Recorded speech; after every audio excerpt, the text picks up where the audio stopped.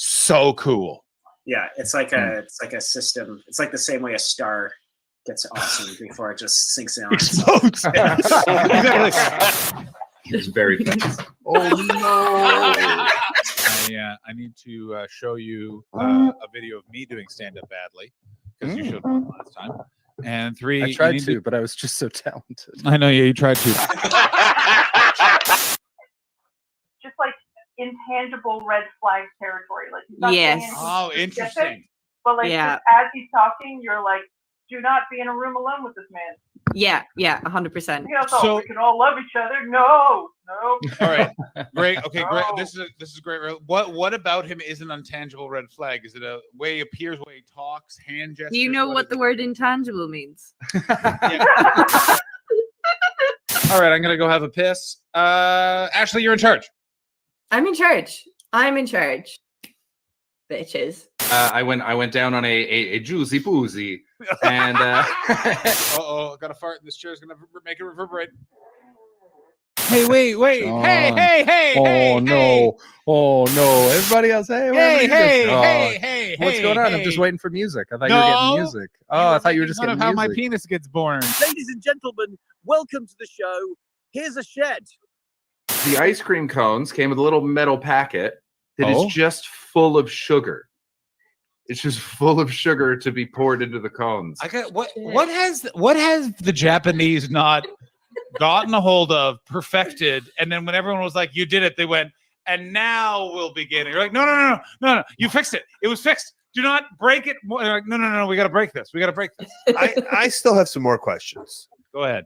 John Hastings is on America's Got Talent for 5 minutes, and now he's got houses in LA and London. That's right. Yeah. You kept a house in London? Yeah, I've kept a house in London. Update, not sugar. There's no fluid tasting enough to warrant sucking it out of him. Yeah. No, but did he do it when he was then in the band when they were the 4 Bee Gees that brief time before then his heart exploded? Wow. I'm not saying anything that didn't happen. That is what happened to him. I'm a predator. And it was going awesome. And we even started having drinks at a bar, and we each had girlfriends with us, whatever. We're having a great time until I got comfortable enough to go, hey, we share a birthday, As someone who has been eternally single. Go ahead. Is it your fault? Yes. No, I'm sorry. Stop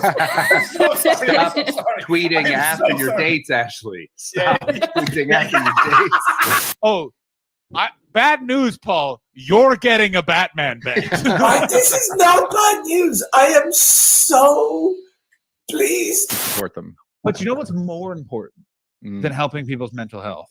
Fuck you, John. I'm just saying. Tom, you're a comedy fan.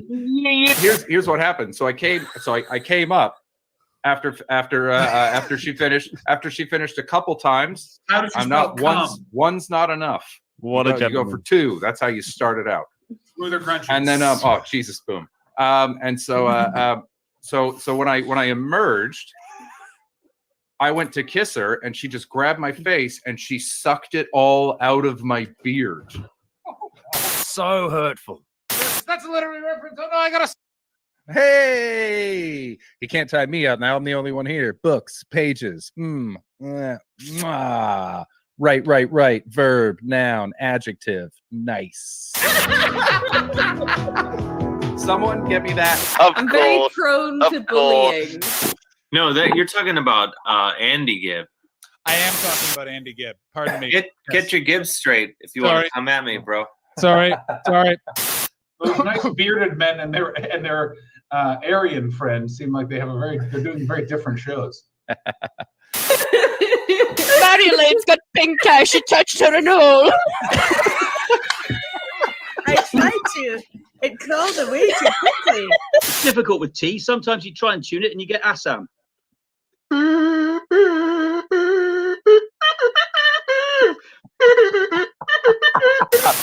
I'm officially declaring it. Jordan is the governor general of the stream. God damn it, guys. I took Ritalin today. I can only focus on one thing at a time. What is happening right now?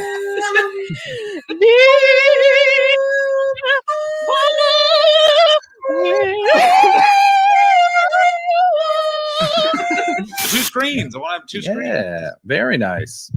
Yeah. Paul and I were walking through the park, and we walked past the tennis courts. A ball had gone over the fence. Paul went down, grabbed it, threw it over, and the young woman who was playing said, "Thank you, sir." Ouch. Right, here's what's gonna happen. I'm gonna fucking take over this fucking festival, and you're not gonna fucking stop me. Why? All these fucking robots are all around the fucking city, right? Yeah, don't knock a spit roast till you try it. Just hang on. Can you just keep going? Make an appeal right now for us to stop this whole thing. Go ahead, Tom. I think we should see Paul's face for this. There's going to be tears. No, your junk in the trunk is not as prominent. Make the camera go lower now. Jesus. Now bounce your bottom, sir. What are we doing? Having a nice time. So let's watch That's it one more Betty time. Crease's Jamaican for poop shoot. So I'm on the toilet. The toilet paper's here. I grab some of the toilet paper. I stand up. I turn around. Whoa! Frank, no. A whole lot of the world can get it right round itself if I have a bomb on bed. There you go, buddy. There you go. What was Tom talking Whoa, about? whoa. Go, Matt. What happened? Go, Matt. The bed is what? We did it. Richard Bald, we're over. I want people to be saying, "Michael, is that a beard?" And I can say, "No, shit residue from the kink I enjoy participating." I was moving into position right to blast away on her there chest, and I slipped on the sheets and accidentally punched her in the face, and then.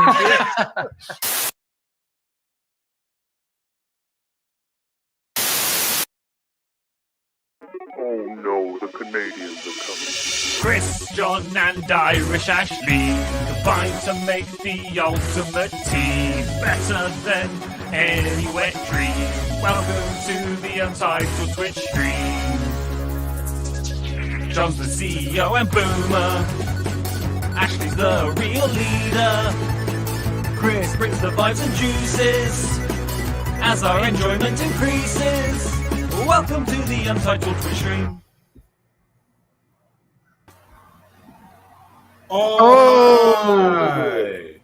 Hey. What's going on? Chris, I have an audio issue. 1 second. Oh no, how you doing, Garrett? Good to see you, man. Good to see you as well. It's You're looking very tidy.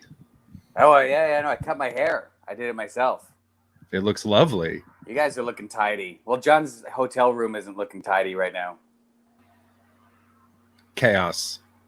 So muted. So divorced. So muted. You.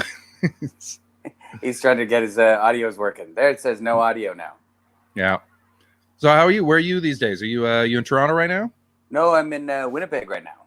Oh, very nice. Right. Oh. No, still can't hear you, John. Nope, not a sound, John. Are you doing rumors with John this weekend? Yeah. Like I was just doing. I was hosting last night, and then I'll be hosting again on Friday for him in the Lake Show. Fantastic. Very nice. Where are you right now? I'm on Vancouver Island.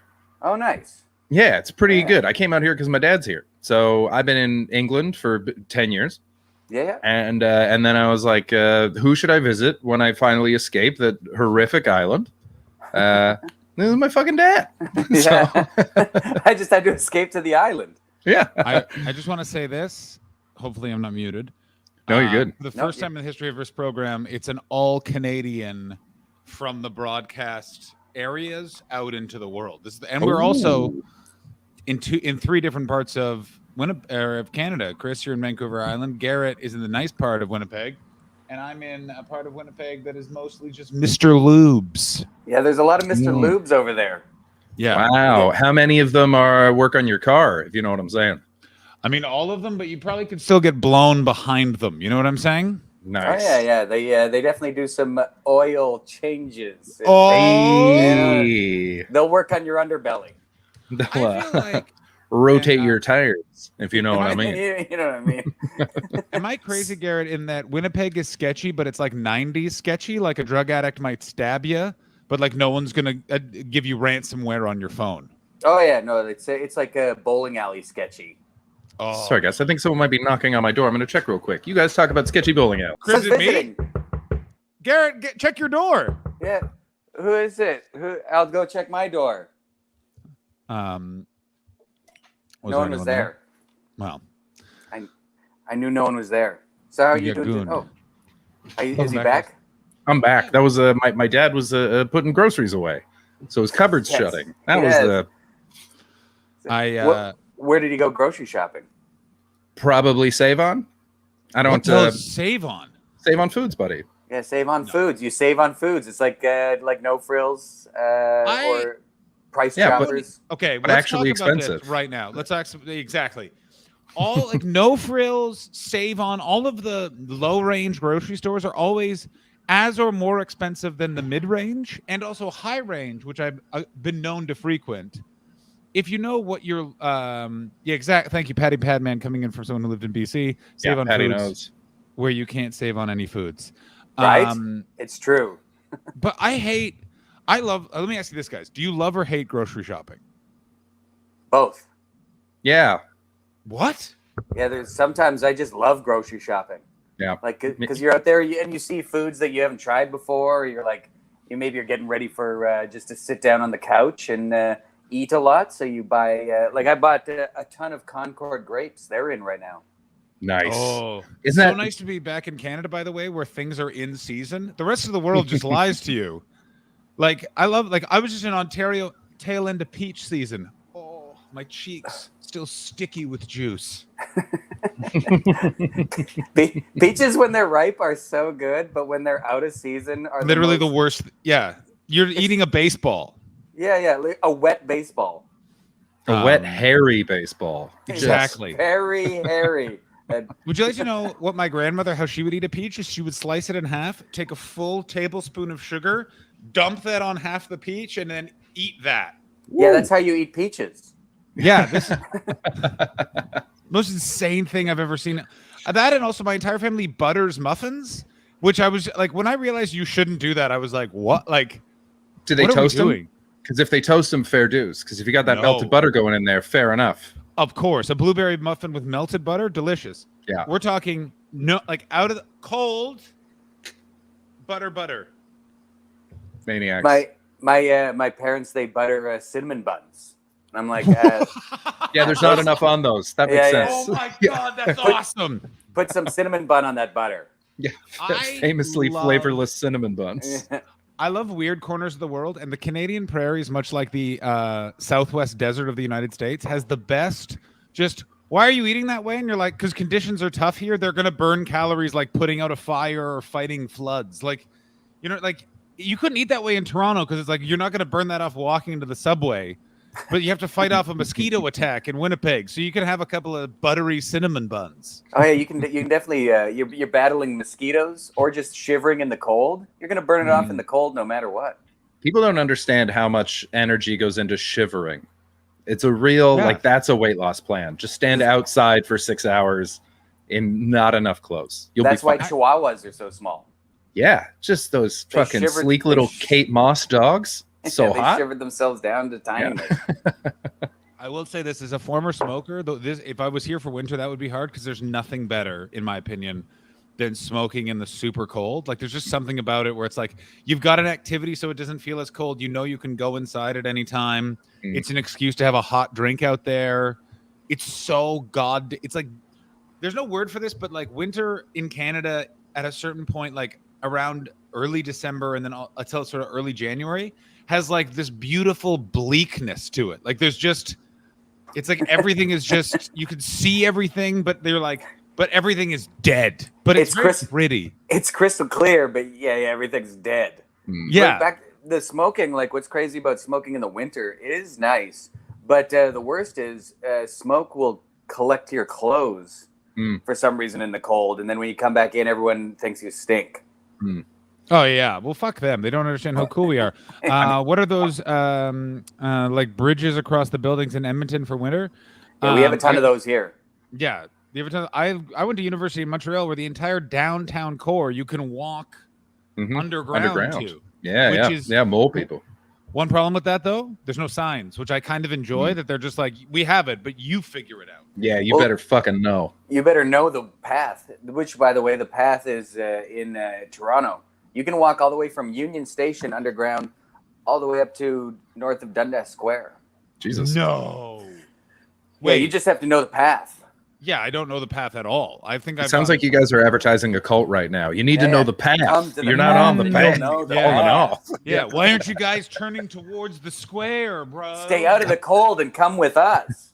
We're underground on the Garrett and path. I could start a cult. We could just claim to be brothers because we look close enough alike, but then it would be, but we're not actually brothers. We're brothers of the path. Of the come. That's our sign. Yeah. Praise Garrett, be you the kind of brothers of the path. You kind of look like the guy in Hunger Games who had his tongue chopped out. I don't know that guy, but yeah, that's him. You nailed it. Yeah, that was really good. Yeah, I don't know if you're auditioning for SNL anytime soon, but that was really good. You should add Thank you so much. I'm gonna add that as the Hunger Guys guy with no tongue. There you go.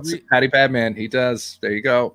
I recently described to a gal I'm seeing, Garrett looks like the handsomest bridge troll you'll ever meet, which feels like an insult, but is a compliment. I ask very polite questions when you're crossing my bridge. That's right. And he's got a fat, thick, handsome penis. Yeah, So handsome. It's so handsome. Like it was on the cover of GQ. Yeah. But that's not the GQ, not Gentleman's Quarterly. You're talking about Girth Quarterly, which is put out by the same company. It's just the back end of the program. Exactly. It's the same people that are in GQ, but they just have their dongs out. Yeah. Check Instead this of the out. photo shoot being the top half, it's the rest of the picture. You know. Mm-hmm. Yeah. It's the small photographer taking pictures down there. Yeah. Up top, I have to like look classy. Down below, they're like looking assy. I reached a new level of weed smoking after Garrett dropped me off in my hotel, which is I went and smoked a bunch more weed and then fell asleep. And then this morning had 1 second where I had forgotten my entire evening from yesterday. And then it all came rushing back in one wave. It was very, very alarming. Also, I think I need to cut down on the weed smoking at nighttime if that sort of thing is happening. But hey, what are you going to do? Yeah, that's a good sign. It's been really fun to watch you start and now worry you've gone too far over the last year. It's been really quite a journey. I'm not worried. I'm just sort of like, oh, here's the line. We found the line. There you go. Great. I know. I literally know exactly like where I overstepped was I smoked 2 bones in the parking lot of Rimmers while Garrett had cigarettes, and I should have just had one. Yeah. If I had one and then pre-bed fun, read a book outside and get high, would have been fun. It was that second one where in my brain it just went, well, now you're going to need to put your wallet inside because you're going to leave that somewhere. I could tell John was high because you know when I don't know if you've been high, Chris Betts. Once or twice. Yeah, once or twice, yeah. But he definitely was like doing deep breathing at one point. Oh yeah. And I could tell, this was his moment that he just needed to recollect, and he's like, it was. Garrett was so fun because Garrett was having a beer when we were hanging out with the staff, and Garrett immediately just turned the conversation towards aliens and conspiracy theories. Like we were talking about like economics and bitcoins, and then Garrett said something about aliens, and it was like, John Stone, we gotta go with one of 4 topics he will discuss. But aliens, that's I would have brought that up with you regardless of you. That's true. Yeah, we went aliens, and then we found out that Canada has its own Jeffrey Epstein, Chris, which is the other thing I was going to bring up on this. Exactly. Yeah. What? Take it over. This is Please don't be blah blah blah. It's Galen Weston. Yeah. No, it's a guy named there's a guy named Peter Nygaard here in Winnipeg. I'm from here, and I didn't even know about him until I came back during COVID here, and he was getting in trouble. And when you read about him, it's all over Winnipeg news. First of all, when you see a photo of Peter Nygaard, you're just like, yeah, he did it. Like, there's no way this guy didn't do it. He looks like a tour manager for ABBA.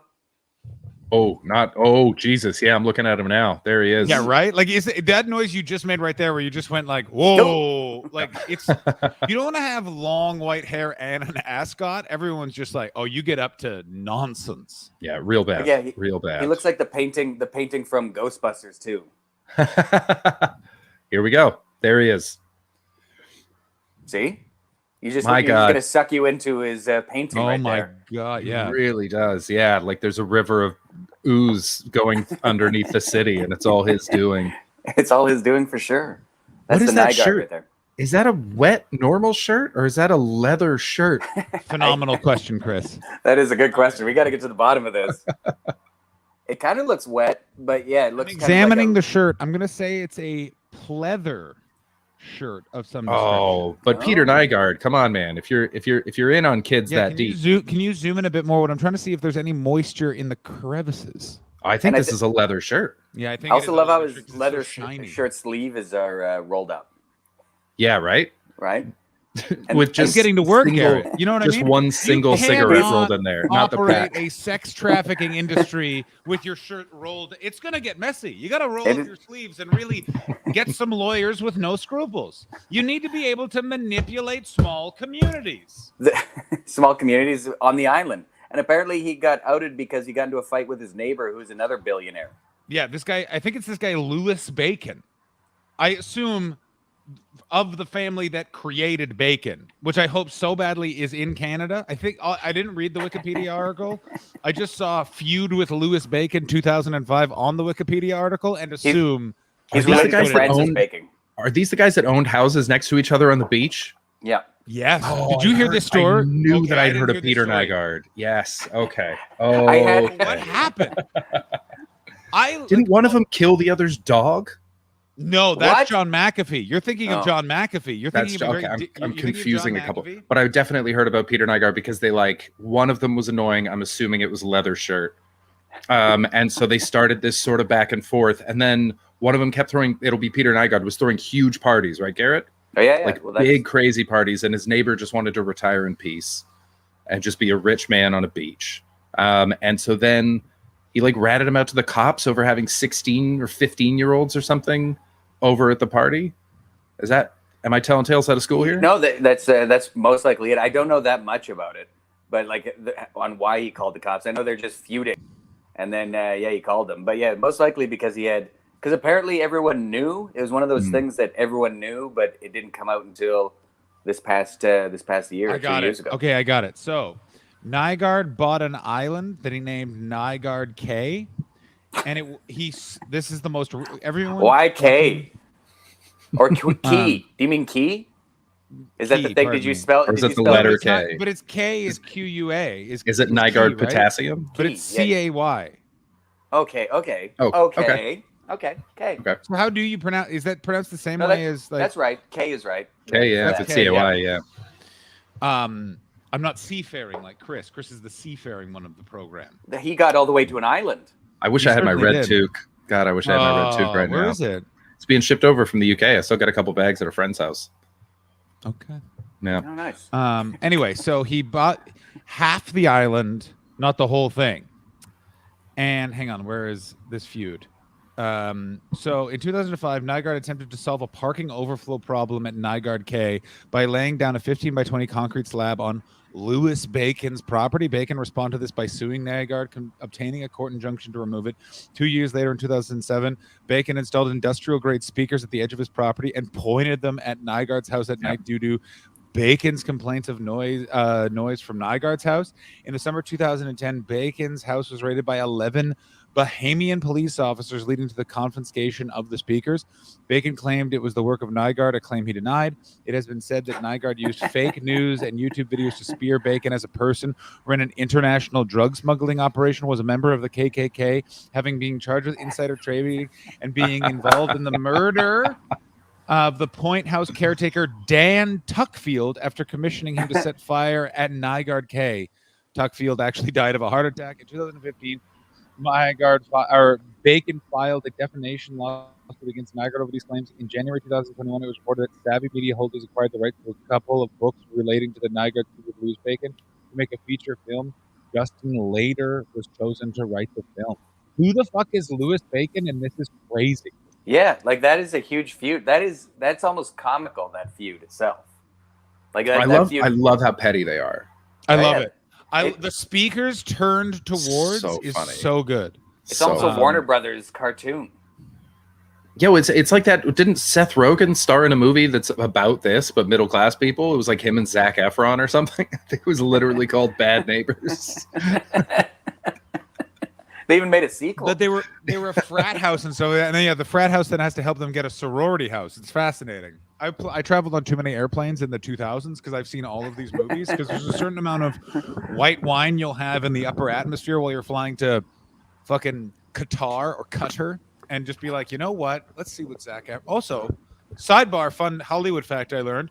Guess who had a giant cocaine problem for like 10 years? Is it Zac Efron? It's Zac Efron. Like a That sounds right. massive, like hole in the nose. Was like, it Louis Bacon or Peter It was Nygaard? It was Peter Nygaard and Louis Bacon were his drug smugglers. Also, what did Louis Bacon do to deserve an island? I want to know more about this man named Bacon. Which Lewis is it? Is it Lewis and is it Louis C.K. or is it Lewis and Clark?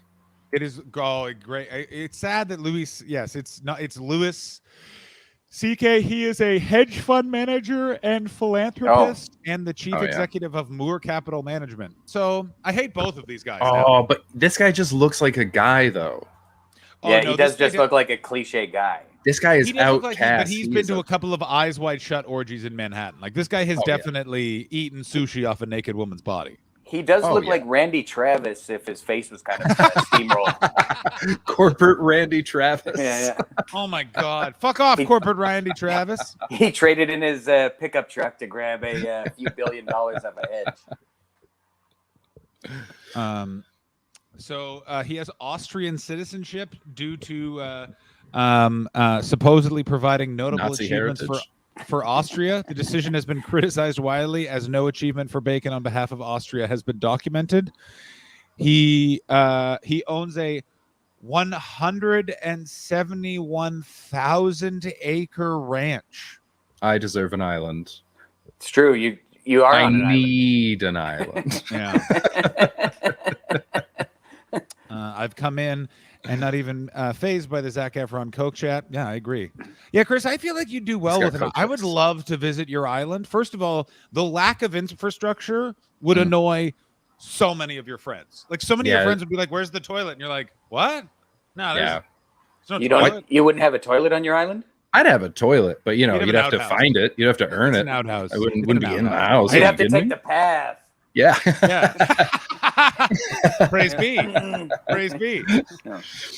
Did I tell you about the there was a woman that I used to hang out with in Montreal, and she was over at my house one day, and she was like, "Do you just not have a mirror?" Yeah, What are you? You're a vampire. I was just like, well, look, because I got a beard and a shaved head. Like, I just look like this. I don't need a mirror. This is what I look like Hang on. at all times. Was there a bathroom mirror? No. Was there a couple spoons hanging up on the wall? Good No, that question. would have been cool though. That would have been very thoughtful of me to have done that for her. I've never actively owned a mirror.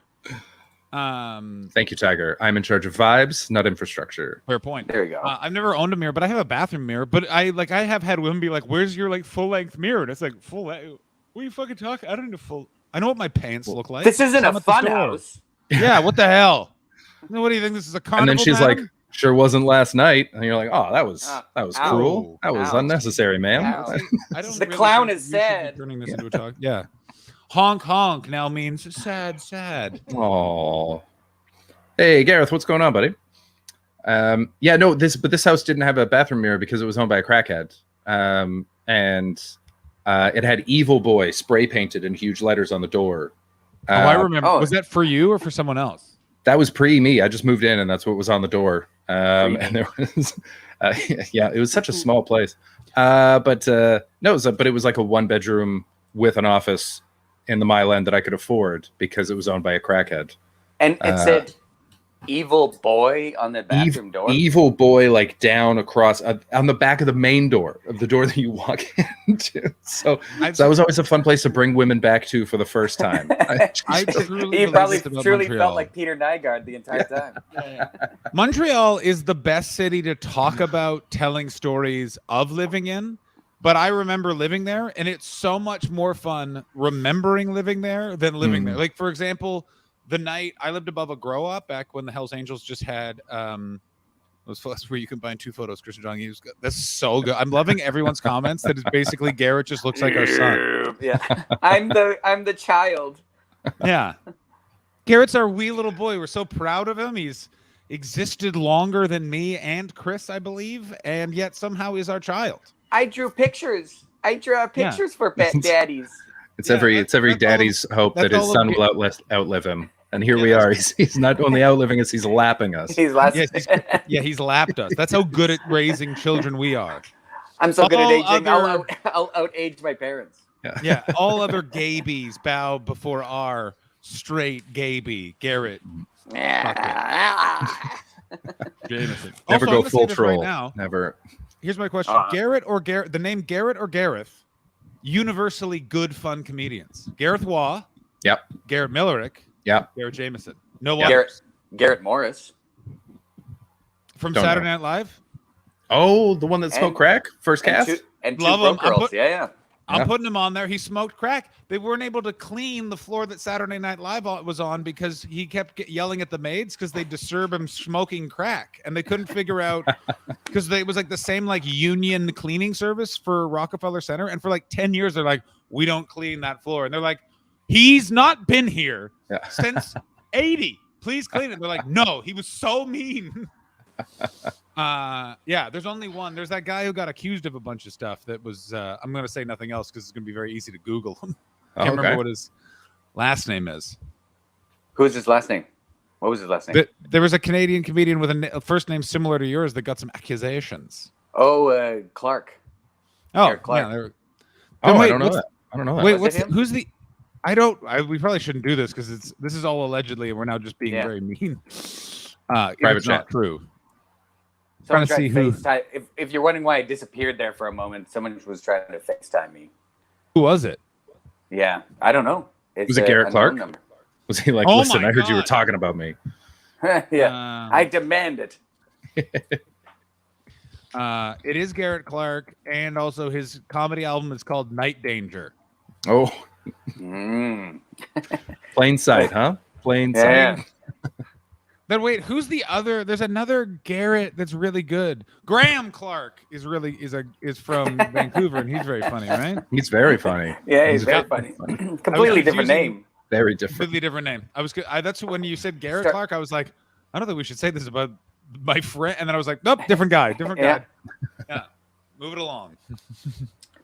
But yeah, I'm not my sure. friend sprayed. Oh my God. Coming in from Macaroni Prince. My friend spray painted money over bitches on the wall of his room when he was 12. Jesus Christ.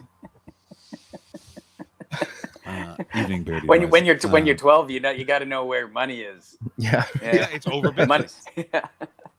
My allowance. And then he learned about fractions. He's like, oh, it's money divided by bitches. Of course. Now I understand. You, a fucking long division bitches joke. No, Garrett, do not bow to Daddy Chris and his unnecessary pretension. Well, it depends on how many remainders you got there. Oh, thank you. Yes. Now John's out of here. Get out of here. Math jokes. Math jokes all the way. The denominators. I feel like a denominator. I don't know where I am on the screen for you guys, but I'm on the bottom here like a denominator. What you can see is exactly what they're seeing. Okay, good. And also they're hearing us on the podcast. Welcome, podcast listeners. Today, Chris and I are joined by Garrett Jameson. I keep calling him Garrett Millerick in my head because he's just another bearded man. Yeah, just another guy with a beard named Garrett. Yeah, just another guy with a beard named Garrett. He's a very funny comedian. Ashley Manning is visiting her father and not joining us today. Thank you for listening, and go follow Garrett Jameson. Garrett, where can people find you? GJ Party Drugs? It used to be Party Drugs, and I switched it to Party Hugs. That way people can retweet you. You know what I mean? I get that. Yeah. You're not looking for the Bert Kreischer market? No, for sure not. Because after shows as well, people like, hey, here's some drugs. And I'm like, I don't want those drugs. Oh, we got two subs. Darcelona, thank you so much. Oh, thank you for following Darcelona. I feel like these were gifted subs by King Geo. He said last day of September. King Geo. What a gentleman. Daddy Chris. Well, what have I joined in coming in from Beardy Noise? Well, Beardy, Chris and I realized that our guest, Garrett Jameson, looks a lot like if he was our kid. So we are praising him. Thank you. And I need also nurturing. adopting new names of Daddy John and Daddy Chris. Yeah. I like how you guys switched up, by the way. Yeah, it happens sometimes. Here's my question: have you ever been called Daddy in the bedroom? I have. Not a fan. By who? Who was it? It was a lady. Nice. That's and right. was she older? She was not older. I feel like she was on top. No. She was like a numerator. Yeah, exactly. The phrase, in fact, was "fuck me, Daddy," and in my head, I went, "I don't. Daddy does not want to fuck you." Daddy's calling it a night. And Daddy says no. Daddy's watching TV. Yeah, Daddy's uncomfortable by the use of that word, but John's actually fine with going ahead. Garrett, you're not on the show tonight. No, it's a bunch of different people on the show tonight. Yeah, I'm on a different show elsewhere. Where are you in your show? I'm going to a show called the Handsome Daughter here in Winnipeg. Yeah, it's a show run by a guy named Mike Green. Speaking of daddies. Yeah, he's my comic daddy. So my comic daddy is putting me on this show. And so it should be. Is John frozen or is he really paying attention? I'm just really paying attention. Oh, like you honestly look frozen there for the. I was like, oh, maybe he's frozen, and I'm just now talking to Chris. Anyway, the show will be fine. It'll be a normal comedy show.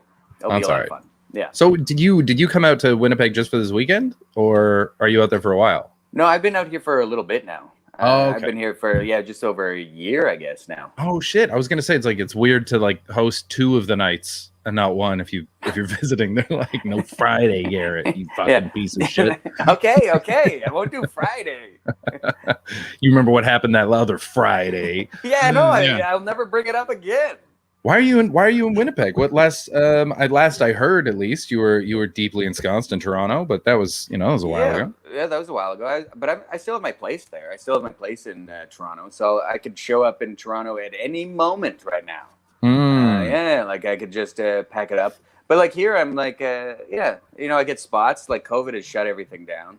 Yeah. So I met a lady, so now I'm like hanging out with her, and very nice. Yeah, and just enjoying my time in Winnipeg. Other than that, great. It is that nice thing. Like it's one of those things where it's unfortunately like I spent last summer in Montreal, and it's somewhat painted by months later divorcing my wife, who I spent that summer with. But it's also that nice thing of like it forced a return back to like coming to Canada for things that weren't work for me, and also to remember like go to your hometown and just hang out for 2 days because it restores you with an energy you're not used to. Because it's like it's still the place you're the most comfortable in the world. Because I grew up in Ottawa to the point that it's like I never need to think where something is. I just know the whole city really well, and it's just so relaxing. Yeah. Also, it's weirdly fun to see how much a place has changed. Like, how much has Winnipeg changed for you, Garrett? How much has it changed? It's changed because I forgot the names of the streets. So it hasn't changed at all, but in my mind, I forgot everything. So wow. Are all the landmarks still there? So like it's like take a left at this cafe, and then you're gonna see Chatty Cathy smoking her doobies, and you take a right at her. And not everywhere is like Vancouver. Not everywhere is like British Columbia, Chris. No one else was smoking doobies in the 90s openly. This is why everyone hates BC people, because they're like, because we're awesome. Because we're fucking awesome.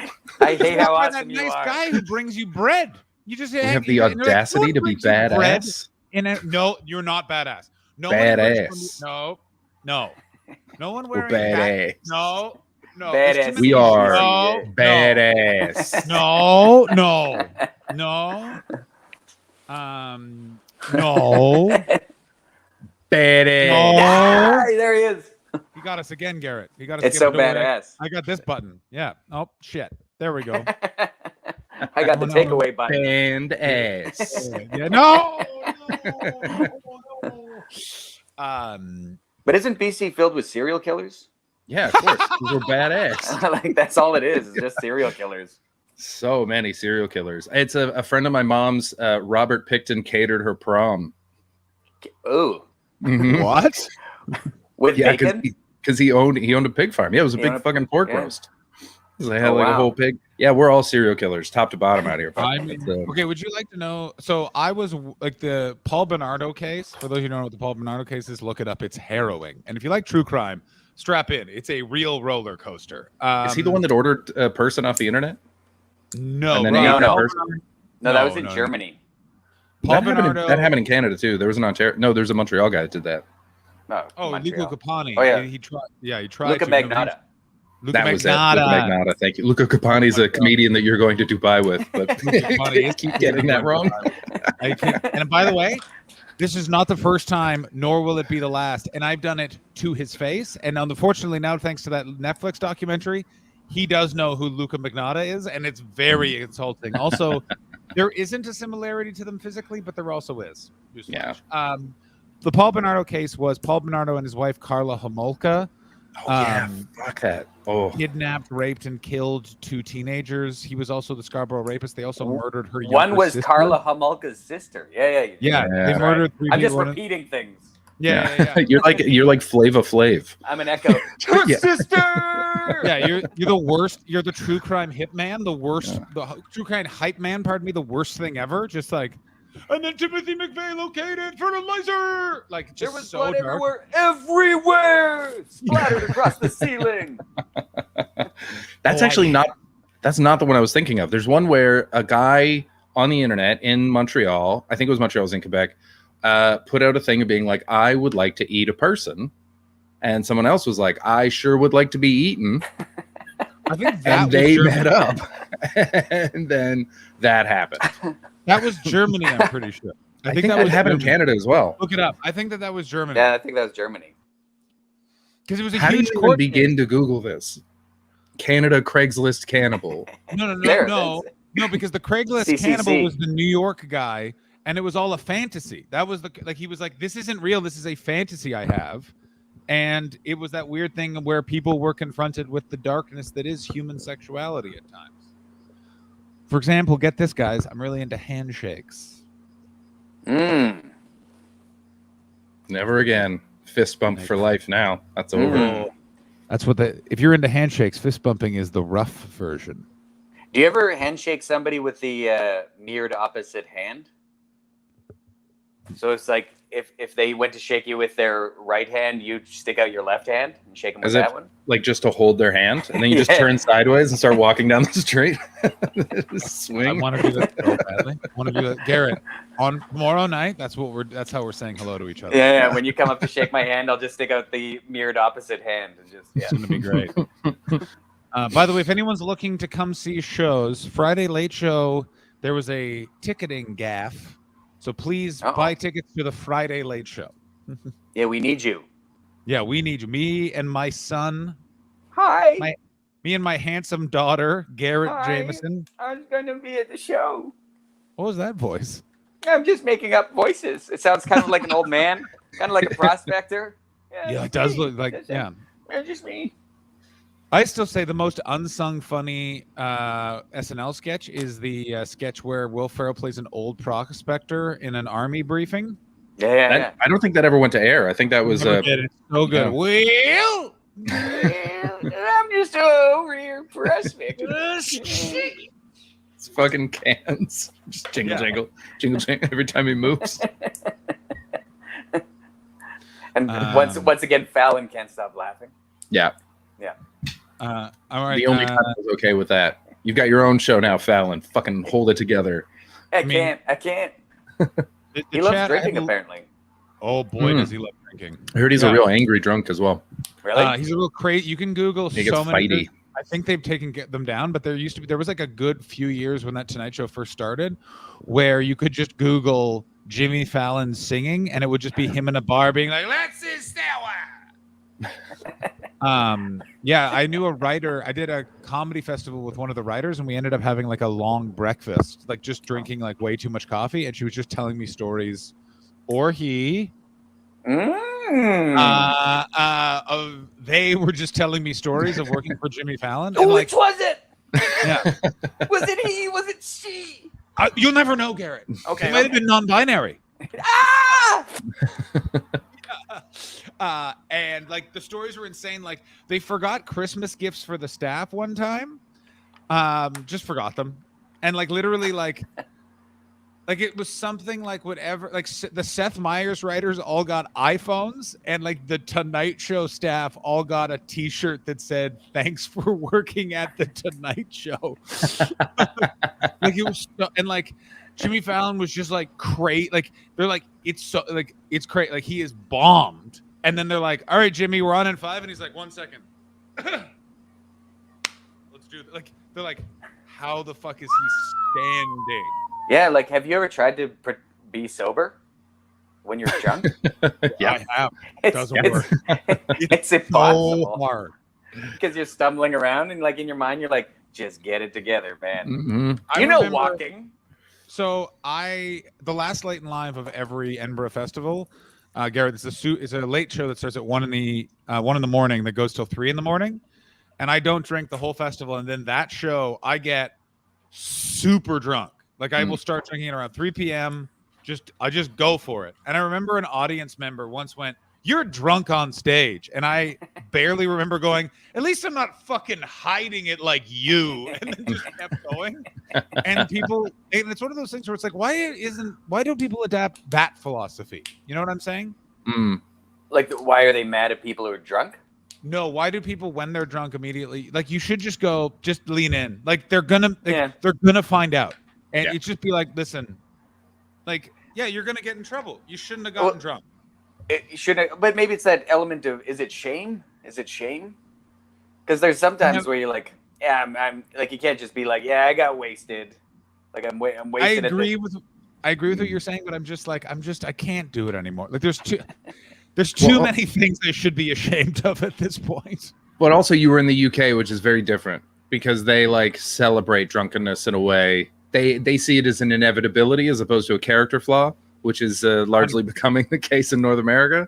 And so over there, you can be like, hell yeah, I'm drunk. And they'll be like, you know what? Fuck yeah, good for that guy. And over here, they'll be like, that's very funny, but also we're worried about you and we'll pray for you. All right. But also over there, like, can I just say this? Can I, like, over there, I think it's also they drink so much and constantly that they know how to kind of hold it together, maybe. Whereas like we binge.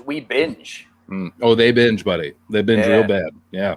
Actually, now that you say that, yes, in Glasgow, I've never seen a town collectively more drunk than Glasgow. Yeah. Yeah. I remember walking through Liverpool once at 3 a.m, and the only people with any dignity were homeless. Oh yeah. It's quite a thing. There's a McDonald's in Liverpool that has drains by all the tables because of the amount of vomit. So they just spray down the eating area when Friday and Saturday night are done. And then save it for the next morning. Liverpool cooking, am I right? Yeah. All right, let's go let's go around the horn. Tell the story of the drunkest you've ever been on stage. Top Secret Comedy Club. The year was 2013. I was so drunk on stage I could only get through my jokes by crouching at the back of the stage and holding a hand over one eye. And the only reason I didn't get banned because it was written up in a Yelp review, but thank God the Yelp review reads the following.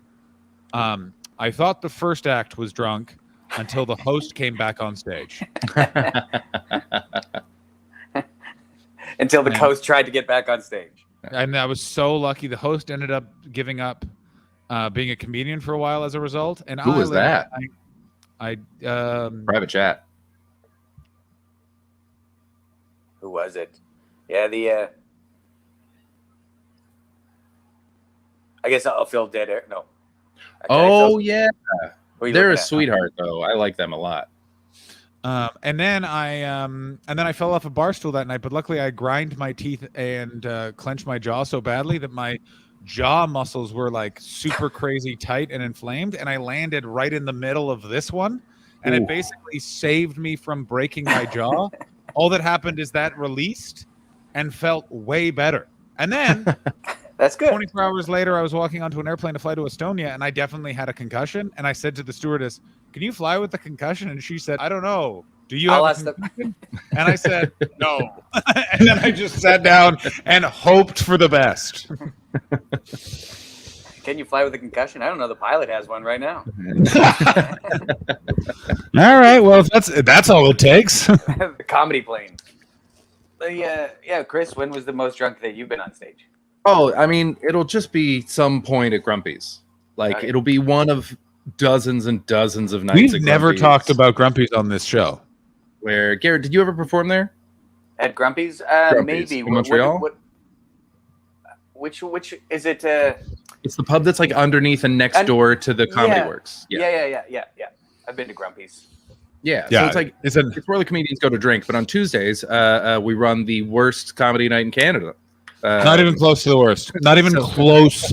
I've played professional comedy clubs that were worse than that show, and it always drives me crazy when they're like, "It's the worst show in the world." It's like, no, it's not. I'm not actively under threat of death right now.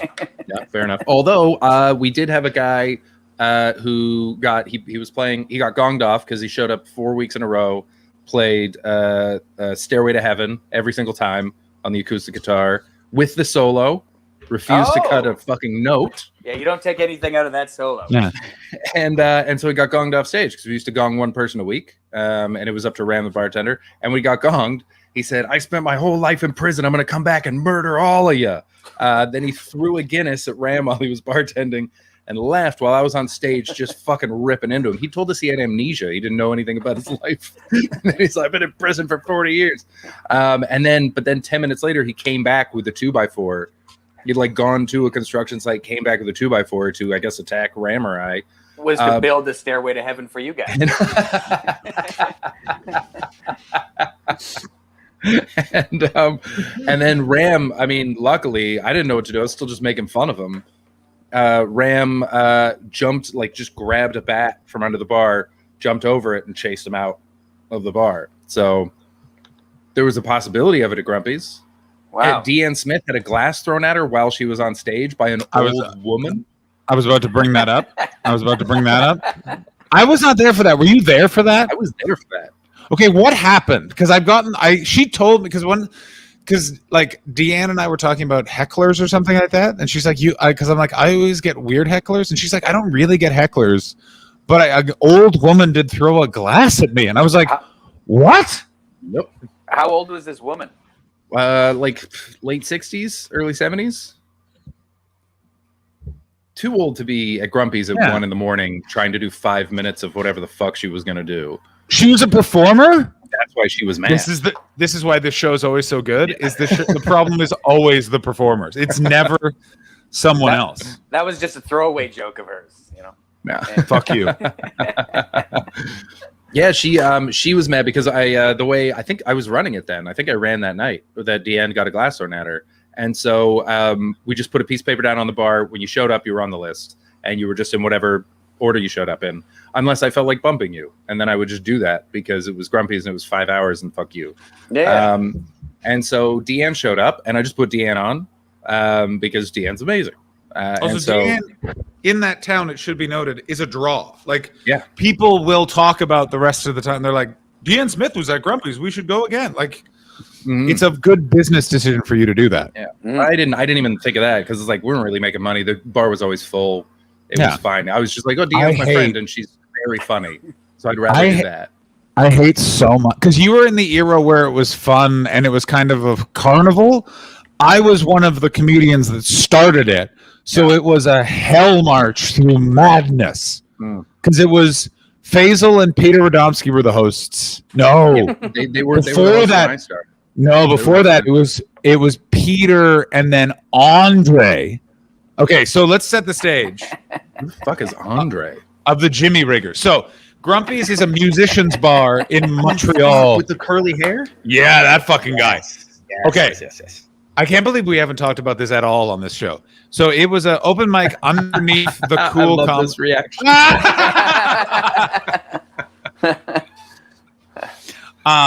It was a comedy club. It was underneath the cool comedy club in Montreal at the time, the Comedy Works. So it was where the comedians always drank. And right before I started comedy, Deanne Smith, Peter Radomski, Dan Bingham went to Grumpy's on a Tuesday to talk about how they needed an open mic to work out on a Tuesday so they could have one every night of the week. There'd be a show in Montreal for the 8 or 9 new comedians to work out in. Yeah. So they started signing up for this music open mic. And then the bar realized it was kind of more fun and it broke it up. So they would always do it. And then as you started, it became part of your routine to go to Grumpy's. But like you'd literally go, and it would sometimes be one musician from McGill University music program who plays the French horn has brought their entire res floor, and because Andre was controlling it, and he literally did it by the list. If that guy got there at, let's say, 9:30, he was 15th, and then it was just comedians, musicians, poets, storytellers, violinists, like madness. Like a guy walked on stage and said, to this day, some of the most homophobic stuff I've ever heard in my entire life, and it was before the gong. And all that happened is the entire bar, including the bartender, walked outside, waited for him to walk out, and then we all walked back inside. Vote with your feet. That's awesome. But yeah, so it's just full of maniacs. It was like that, where it was just people signed up. We introduced the gong when I got there. Ram and I thought it was very funny. And the gong's a great idea, though. The gong was fucking great. But because, I remember you can't talk over it. The first time I had to do it to a guy was rough. So sad. He had his dad was there and his girlfriend and his sister. No, wouldn't have done it. He was pretty good. He was just playing the piano and singing songs. It was just nice. And Ram just decided he fucking hated this guy. Don't know why. Sometimes Ram just hates can we people. explain Ram? We need to explain Ram. Ram is the bartender. Ram. I'll explain it completely. I find him a fascinating human being. Ram is a bartender. He's been a professional bartender and musician for 30 years at this point, which is mind-melting. He's deceptively old. It's not maybe 30 years. 20 though, easily. He's in his 40s. He's in his 40s. It's definitely 20, 25 years. And he's worked at this bar, and he has cultivated this bar as a cool musicians and drinking outpost in Montreal. I can't recommend it enough. We should actually have Ram and Garth on as a guest. That would be very fun. Definitely. And just reminisce about Grumpy's. Also, they're musicians, and we've been trying to figure out how to get musicians on this show forever. So, let's reach out to Ram. But Ram is a surly, weird vibe dictator. He wants the vibe specific. He wants it to be loose, roadhousey, but cool, hipster. And if you violate that, get the fuck out, and he will kick you the fuck out. And he has an elephant's memory for shit like this. Yeah. He still makes fun of me because he's like, oh, you would get tipsy after 2 beers. And I'm like, Ram, I was 20 and never drank before. And I just lost 140 pounds. And he was like, doesn't matter. It wouldn't have bothered me. And it's like, yes, it would. It would have bothered you.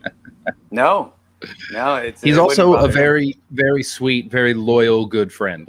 Yeah. He's also a wonderful person once he likes you. I've seen him, he would kick people out for ordering a Jack and Coke or men for having ponytails. It was a rum and Coke in my time. A rum and Coke and this isn't a pirate bar. Get the hell out. I remember once a guy kept walking up and saying rum and Coke, and he went, pint, great. And he was like, no, rum and Coke. And he's like, a pint, great. And then he was like, what are you not getting? And he was like, I understand everything that's going on. What do you not understand? And then he finally was like, I want a rum and Coke. And he was like, I'm out of rum. Go next door. They have rum. And he was like, are you sending me to another bar? And he went, yeah. And he was like, what the fuck? I'll have a beer then. And he was like, yeah, I know you'll have a beer. And I was like, so insane. Yeah, it's one of those things. It's my Cheers. It's Chris and mine's Cheers, that place. It's weird going back because they're still there. And not just that's Ram. The weird thing. Ram runs it. So Ram is Ted Danson. It makes sense that Ram is there. It makes sense that Ram is there. But but the other guys, it's like, oh, you're still oh yeah, there's about 11 to 15 regulars that have been there for 30. They have just I don't know what happened in COVID. I assume some of them just drank in front of it during COVID. Yeah, guaranteed. They just sat on the patio. A little vigil, outside. Yeah. Just getting slashed. They'd drawn Ram crudely with chalk on the wall, just frowning. I met in the middle of COVID when I was in Montreal. I still insisted on one night we had to go sit inside Grumpy's and have drinks. I was like, no, we're going not outside, inside. Yeah. Get the vibe. That was great. Did someone flush a toilet? Chris lives in the path of the one airport on Vancouver Island. Chris literally, for doing a 5-day-a-week podcast, lives in a very noisy place. I like it. It makes the whole ambiance. Very noisy, but I'm moving in 4 days. 4 days, I'll have my own place. Quiet, leafy neighborhood in Victoria. Going back to this quickly from 1 million, I thought Gurn was the guy. Gurn is a different guy, but he's not he doesn't run he's just a bartender. He doesn't run the place. Gurn's just around. He'll go on tour. He wasn't with was it United Steelworkers? United Steelworkers of Montreal, an excellent folk punk band. Please check them out. Also, the Unsettlers, very good band as well. So not an actual union. Not an actual union. See, I was part of the Steelworkers Union. Were you really? Yeah, I worked at a dirt factory. What? At a what? A dirt factory. I worked at a dirt factory. When did you work at a dirt factory? And how do you work at a dirt factory? Well, Great. you know those bags of dirt that you purchase at Walmart or Canadian Tire or any garden center? Yeah, Sure. yeah. The all important soil sack. I put that soil in that sack, my friend. Oh, you're a soil When- loader? When were you working? When did you work at this dirt factory? I want to know more. I was probably from the age of 16 till 20. Fantastic. 4 years at the dirt factory? 4 years at the dirt. It was seasonal work, though, right? That feels like full Depression era job description. Yeah, Oh, that's a 4 years at the dirt 4 factory. 4 years at the dirt factory sounds like a fucking Woody Guthrie song. Yeah.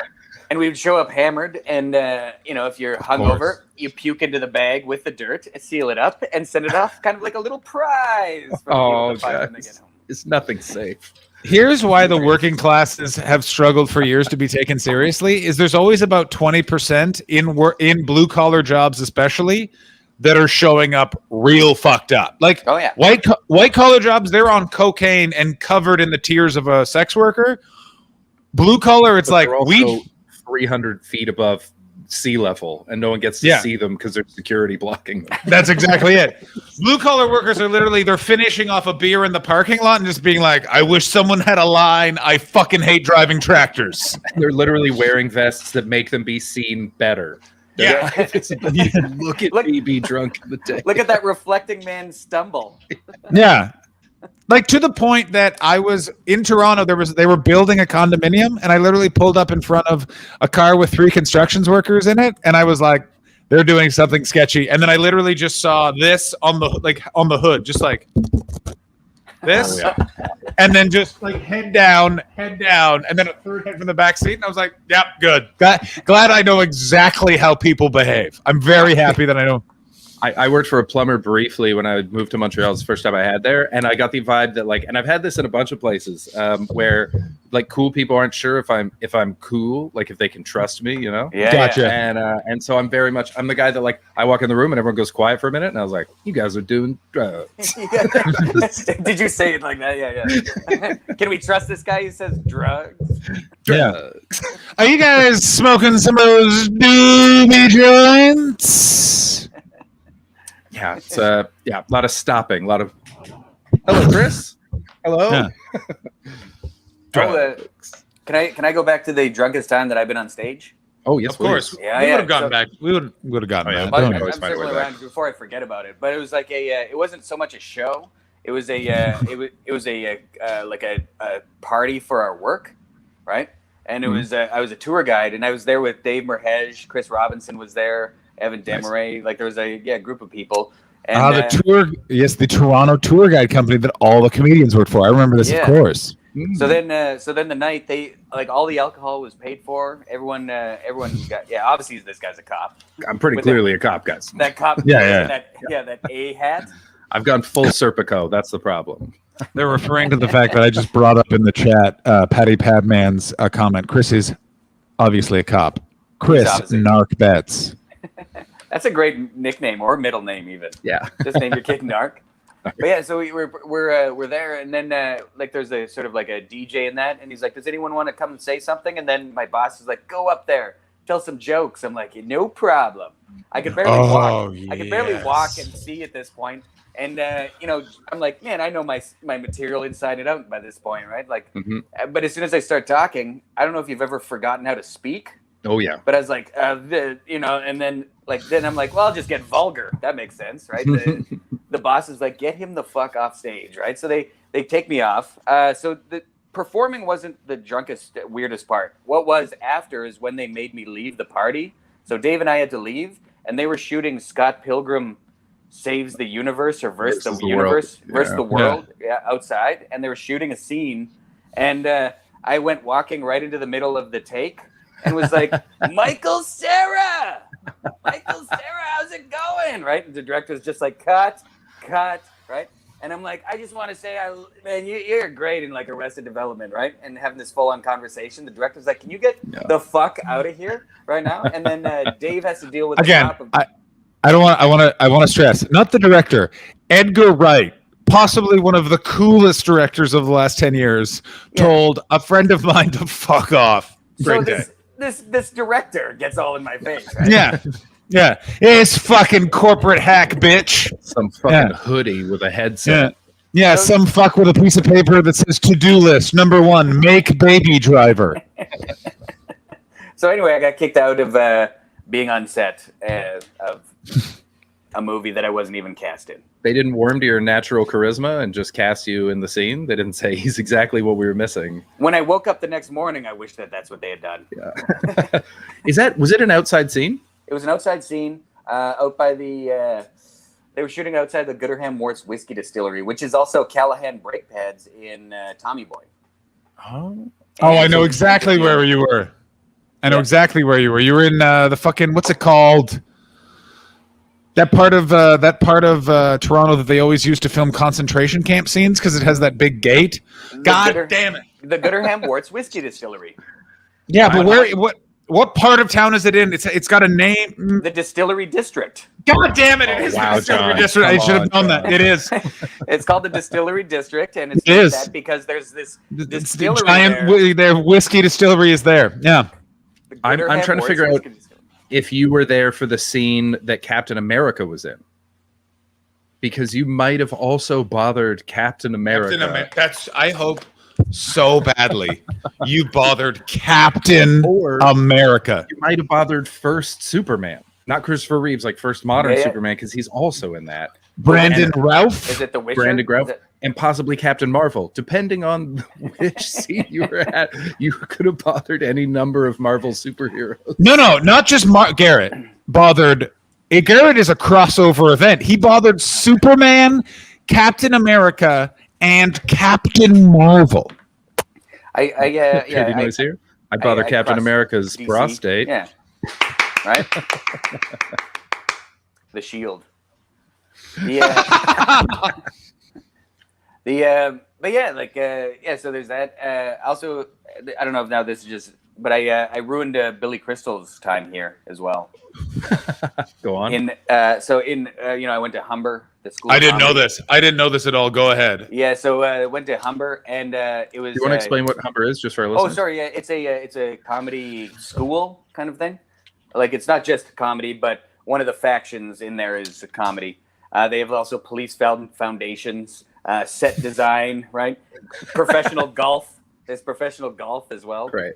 Firefighting, that kind of stuff. A ton of Toronto comedians come out of there. Yeah, a ton of Toronto comedians do 1 year, then drop out because they're like, this is bullshit. Well, yeah, because it's repetitive after the second year. But yeah, like for the majority of it, like clown class, you learn everything, right? You know, take things in stride, pay attention to the audience, yada yada yada. But the best was so Billy Crystal was coming to town, and someone used their knowing him to be like, can the kids at Humber get like cheap tickets to go see your show, 700 Sundays? Which I don't know if you've ever seen 700 Sundays or know what it's about, but it's the unfortunate distinction of I know what it's about. Also, I need everyone to know I fucking hate Billy Crystal. Go ahead, Garrett. Really? Okay. I have a nice Billy Crystal story. Okay. Oh, well, I'd like to hear it. Go ahead, Garrett. So then Billy Crystal comes, he performs his 700 Sundays, which is a story about him and his dad and how many Sundays he has left with his father throughout his entire life, right? And it's roughly 700. And it was a funny show. Like, we paid $25 rather than $80, which is great, right? And it was really funny. It was a live comedy show. And then in school the next day, I was in a stand-up class, and I'd asked the teacher the question. It's like, well, what is it about TV? Like, when you watch comedy on TV, it's not as good as going to a live comedy show, right? I know the answer now. And he's like, you know what? You should ask Billy Crystal. Booze. Right? Because Billy Crystal is coming to our school to talk to us. So so everyone's in the auditorium, the whole school, all of Humber, not even just the comedy kids, but like everybody, right? And it's now question period. The teacher's like, ask him that question. I get in line, And they're like, no more questions. And I was like, the next one to talk on the microphone. And I was like, right, that's what I did. And then Billy Crystal goes, that man looks like he has something to say, right? And they're like, okay, one more question. Go ahead. And I was like, thank you, Mr. Crystal. I just wanted to ask, what is it when I watched you do 700 Sundays? It was hilarious. But when I watch you like host the Oscars or something, it's kind of like, Why did you use those examples as opposed to just live versus TV? I love it. Specifically his shows. I used those examples. Well, I was nervous, right? So I like wanted to connect, and I went, and then he looked at the crowd, and the whole crowd just started booing me. Like the whole auditorium is like, "Whoa, what the fuck is the matter with you?" Right? People start throwing things. And, like, I'm like, but what I'm trying to say is, like, when I watch you do comic relief, it's not that good. But when you do live stuff, it's hilarious. And then he goes, I don't know what you're saying because I think I'm doing good when I host the Oscars, right? Anyway, I had to write him an apology letter on behalf of Humber, right? Wow. So I gave him this apology letter, sent it to him. He got it. He read it. He appreciated it. But get this. If you look that year, he opted out of hosting the Oscars. And, Anyway, I'm not saying I had anything to do with it, but maybe he was surrounded by too many yes men. Oh, that's really fun. I really hope you're the idea that you're the reason he stopped hosting the Oscars. That's probably why I haven't done anything in comedy. He's like Billy Crystal's got it out for you. Yeah, he's making sure I don't do anything. I wouldn't be surprised. Billy Crystal's Saturday Night is killing me right now. Oh, that fucking movie blows. Billy Crystal sucks. I'm going to say it right now. Why are you so mad at him? I read his. I can't imagine feeling that strongly about Billy Crystal. He's super arrogant and kind of a dick. Like that's just the thing. Is it's like I read his best friends with Muhammad Ali. It's hard not to be. No, he wasn't. He did an impression of Muhammad Ali, and I was like, Muhammad Ali loved my impression. And then you like the people around Muhammad Ali are like, no, he did not like his impression. Muhammad Ali, noted activist for the cause of civil rights, didn't like when Billy Crystal blacked up and acted like he was stupid. No, Muhammad Ali was a nice man and was like, I won't beat up the idiot, but I don't fucking like this either. Oh, I haven't seen the blacked up version. I've seen him do it, but it was mostly Marv Albert and him. I haven't seen the blacked up one. Look at it on SNL. He is like his Sammy and his Muhammad Ali are just. He's blacked up, and he talks. Yeah, it's. If they were close, then why did he speak at Muhammad Ali's funeral? I don't know. I would say it's no they idea. were probably close. No, if I had to guess, I would guess Muhammad Ali had Parkinson's and just agreed to stuff. He was not. He was already nodding. You want him to? Yeah, Your yeah, exactly. He was just, yeah. No. What's your nice story about Billy Crystal, Chris? Yeah, go ahead, Chris. Tell your nice story about William Crystal. Well, it's from his eulogy of Muhammad Ali. I was writing my own mom's eulogy at the time, and I put a bunch of jokes in there because that's how I write. I just put jokes and things, and I was like, I don't know if this is right. This feels wrong to be going for fucking laughs while I'm eulogizing my mom, and that was like the day that Billy Crystal's eulogy came out. So I just watched that. I was like, it's Billy Crystal talking about Muhammad Ali. This is gonna be good, and he was like killing. It was like crush, and then moments of like sincerity and things like that. Like there's a nice story where he talks about how Muhammad Ali invited him to play golf with him on this golf course, and Billy Crystal's like, I can't, it's restricted. They don't allow Jews there. And Muhammad Ali went, all right, well then I guess I don't go there anymore. That's a wrap. And he never went back. And it's like, it's a very nice story. And then he went out on jokes again, and he did some of the impression shit like that. And I was like, oh good, it's okay. It's okay to kill at a funeral. Oh yeah, that's fine. Yeah. And so like as a result, I really leaned into my eulogy, and it went really well. But like watching that genuinely like calmed me down and made me laugh and made me feel a lot better about it. So what was your best joke from the eulogy? Oh, great question. Ooh. He pointed in the front row to his friend Scooter and went, bet you're never going to make one of those I fucked your mother jokes again, Scooter, you piece of shit. I think I opened with being Mary Beth's son was where did Garrett go? Yeah, where did Garrett go? He just disappeared. I think He's just off. He's out completely. Strange. Hi. Nuka Boy took him. Nuka Boy took him. You all right, bud? Where'd you go? He's back. I just disappeared. Oh, weird. It just all shut down. Yeah, that does it. It does it sometimes. Maybe you're back now. I'm here. I missed your mom's joke though. No. We waited for you. I went and stopped. I was so shocked. I mean, to be fair, I haven't told this joke since. Obviously, I didn't work my mom's eulogy jokes into my set. There's a time and place. Yeah, right. What was it? It was like Be Merry But the Sun was it was equal parts amazing and terrifying because if you think about the kind of determination and willpower that it takes to run a 200-mile race, imagine having that aimed directly at you from birth. It was something along those lines. Again, it's been 5 years. But yeah, and I got like a nice laugh. Wait a like, minute. oh yeah, it does sound scary to be raised by that woman. It fucking was. It fucking was. Yeah. She ran a race for 80 hours. She just never stopped. Yeah. I have a very similar thing with my mom. My mom is a PhD and got that after she rose to the head of marketing at Canada Post. Basically, I just feel like taking some time off. Oh, do you, son of mine? I do not think so. Oh, fair point. Okay, let's move on. Let's move forward. But yeah, my question. have you ever given a eulogy, John?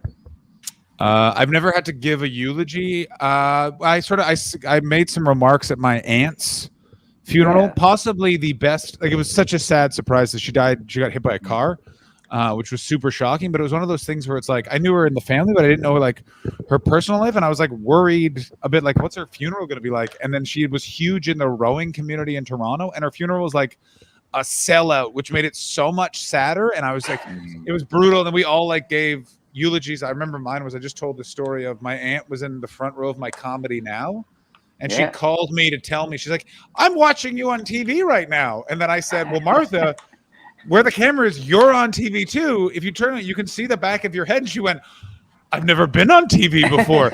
I'm so nervous. And it was just like, she's such a sweet. Also, by the way, it's I told that story. The story I was going to tell, and bear in mind she was hit by a car, was this.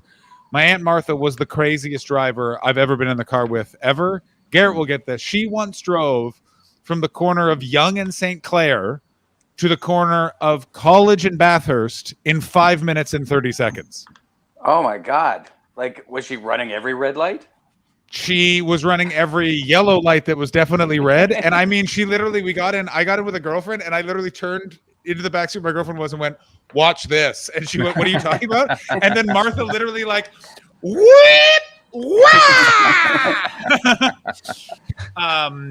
and I was like, I'm going to tell that story at her funeral. And then I said this to my grandmother. My grandmother was like, how did my sister die? And I was like, hit by a car. Yep, not telling that story. Yep, not telling that story.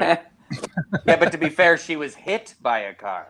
That's what exactly. If she was driving, that would make sense. Yes, no, it was that. But so I'm like, the entire family is so sad. I'll never forget this. And then someone from the rowing club stood up and said, we've actually asked someone who sings to sing a song in tribute of Martha. Row your boat down the stream. This woman got up and sung Hallelujah so badly, it made the whole thing worse. Like, it was so bad, and she did every word. Hallelujah. It would be great if she sings that and then you follow up singing the exact same song just as terribly. Or you tell your story, but to the tune of Hallelujah. Yeah. I was on TV. My cousin wanted to sing at. Can you tell me if this is weird or not? My cousin asked if we had a song that she wanted to sing, that we wanted her to sing at my mom's funeral. And my cousin is an amazing singer, like a legit incredible singer. And we were like, well, if you have a song that you want to sing, like a song that reminds you of my mom or that you think is good, then absolutely, we'd love that. You're an incredible singer. But I don't have like a song off the top of my head. My mom didn't really listen to that much music She was very happy with quiet. And when she did, it was mostly like Kanye's 808s and Heartbreak, which is not like a funeral album. I mean, I'm going to say this right now. The irony that she loved that album and the way she died is glorious. I'm so sorry, Chris, because it's such a good. How do you mean? Because she died of a heart attack in the middle of a 200-mile race in Chile. Exactly. 808 and Heartbreak, heart attack. Oh, okay. I thought because it was written after Donda died and she died of complications with anesthesia. So I thought you meant that. And I was like, and she ran 808 miles. Yes, she did. Yeah. But yeah, and then in the end, like she didn't sing anything because I was like, if there's something that means something to you, please. Yeah. But apparently she couldn't think of anything, and I was like, well then no, I don't want you just showing off at my mom's funeral, you fucking weirdo. Shot through the heart in your honey, you give love a bad name. I was thinking it would be very inappropriate if she got up and sang "Running on Empty." That's just like, whoa, an empty. Would have had to laugh. Yeah. Would have fucking died. I want this noted right now. If I die in a way and someone says what song we should sing, I want the most inappropriate choice selected. Like if it's like if I die in a hail of gunfire, I want, as people are walking into my funeral, shot through the heart and you're to blame, baby, you give love. Yeah. If I die of medical complications from anesthesia, your love is like bad medicine. Basically, I want Bon Jovi played at my funeral. I want any Bon Jovi to be played. Yeah. Yeah, I don't care who. I don't care how. Give me Jovi. I like how you got blurry. Yeah, I know. Like you're already fading away just at the idea of this. So long. Yeah. I went to a Catholic funeral last summer. Don't treat me any different. I'd never been to a Catholic funeral before, and let me tell you, I got violently angry at the moment when the priest went. He's made a comment about, and he was referring to the partner of the person that died. He went, me and were talking, and we said, thank God we have Catholic faith, because imagine just being atheist, thinking that this is your reward. And I wanted to stand up and go, listen up, you fucking pedophile. This is a reward. Don't fucking discount love, you cunt. Like, I was so like, I was fired up. I was fired. Like, I was like, I had the fire of hell behind me. Oh, I was so fucking angry. I was just like, fuck you. And also it was like, in my head, I was just like, I was like, I've been to non-religious funerals, packed. There's fucking 10 people here, you fucking loser. Granted, it was COVID, but still. Imagine being sarcastic at someone's last rites. But it's so funny. It's just snarky. Like, yeah. Ugh. Glad this isn't my funeral. Ooh. Yeah, like, I was so angry. I was like, fuck you. Don't fucking, don't take Someone this as an should have opportunity. joined an adult dodgeball league. Yeah. Somebody should have dodged that ball. What the hell? Cameras are giving us a real problem today. At my grandfather's funeral, I got to do the eulogy, and it was like, so I presented it, like he loved killing squirrels. Like he would teach them how to swim. Which he would tell me when I was younger. Like he's like, oh, I'm just teaching them how to hold their breath, right? It's their swimming lessons, right? But he'd really just be drowning squirrels. Anyway, old people and squirrels, they hate one another. Listen, so the eulogy, like I tell this great story about him murdering squirrels, right? And then I'm like, but growing up, like he ended up having like his daughter, which is my mom, my uncle, and my other uncle. And then his daughter ended up having 3 kids, right? There was my brother, then myself, or I said 2 kids. There's like 2 kids. They had my brother, myself, and that was their last biological child until they adopted my sister, right? So the whole time, like everyone's like, oh my God, we're learning something about this family, that their one daughter's been adopted, right? So after the funeral, the next door neighbor comes up and she's like, that was a great funeral. Your grandfather's looking down at you guys right now, and he loves each and every one of you. And then looks at my sister and is like, and some a little more, right? My sister's like, I'm not fucking adopted. Like, I don't know why you said that. But now everyone who left the funeral thinks my sister's adopted. Anyway. I just want to say this. David Hoare has nailed the song that will play at my funeral, which is, I guarantee it'll be Bicycle Race by Queen. I want to ride my bicycle. I mean, I gotta say this right now, and the chat has pointed this out. David Horror has put this in the chat. Something about. I think Garrett may come from the most Canadian family I've ever heard in my entire life. The idea that your grandfather's just move was drowning squirrels, and I don't think any of my grandparents could have caught a squirrel. Which brings me to my next point. Isn't it weird you've never seen squirrel shit? Or I maybe assume I it's very have and I small don't and they're know always what- in yeah. grass. But are they? Bury it? Do they I don't bury it know. like the nuts? I don't know, but where? Like, there's so many squirrels. We should see squirrel shit. Where is the squirrel shit?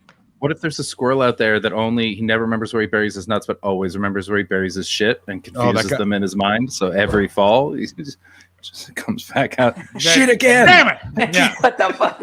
I strike again. I strike again. Oh, it'd be such a nightmare. But squirrels Oh are my. headaches, aren't they? Like they chew up wiring and they ruin so much like the cars, so many Infrastructure. cars. Yeah, infrastructure. Like It's a more.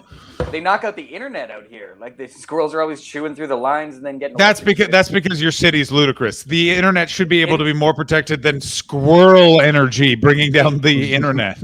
I don't think they were vibing. Yeah, in Toronto, even right outside, I have a transformer kind of like right outside my window, kind of thing, like a power line. And Yeah.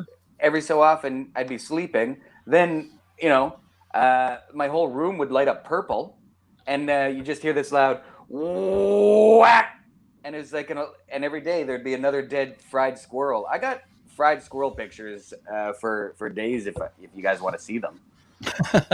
I guess that's better than drowned squirrels. Yeah. And I had nothing to do with this. This was the Toronto Hydro Company. I remember living in Kensington witness Market, and one time I watched one raccoon fight 8 rats. And that was fucking crazy. Raccoon won, but the rats gave as good as they got. Like it was, and let me tell you this: the noises are like it was so fucking crazy. Yeah, smoking.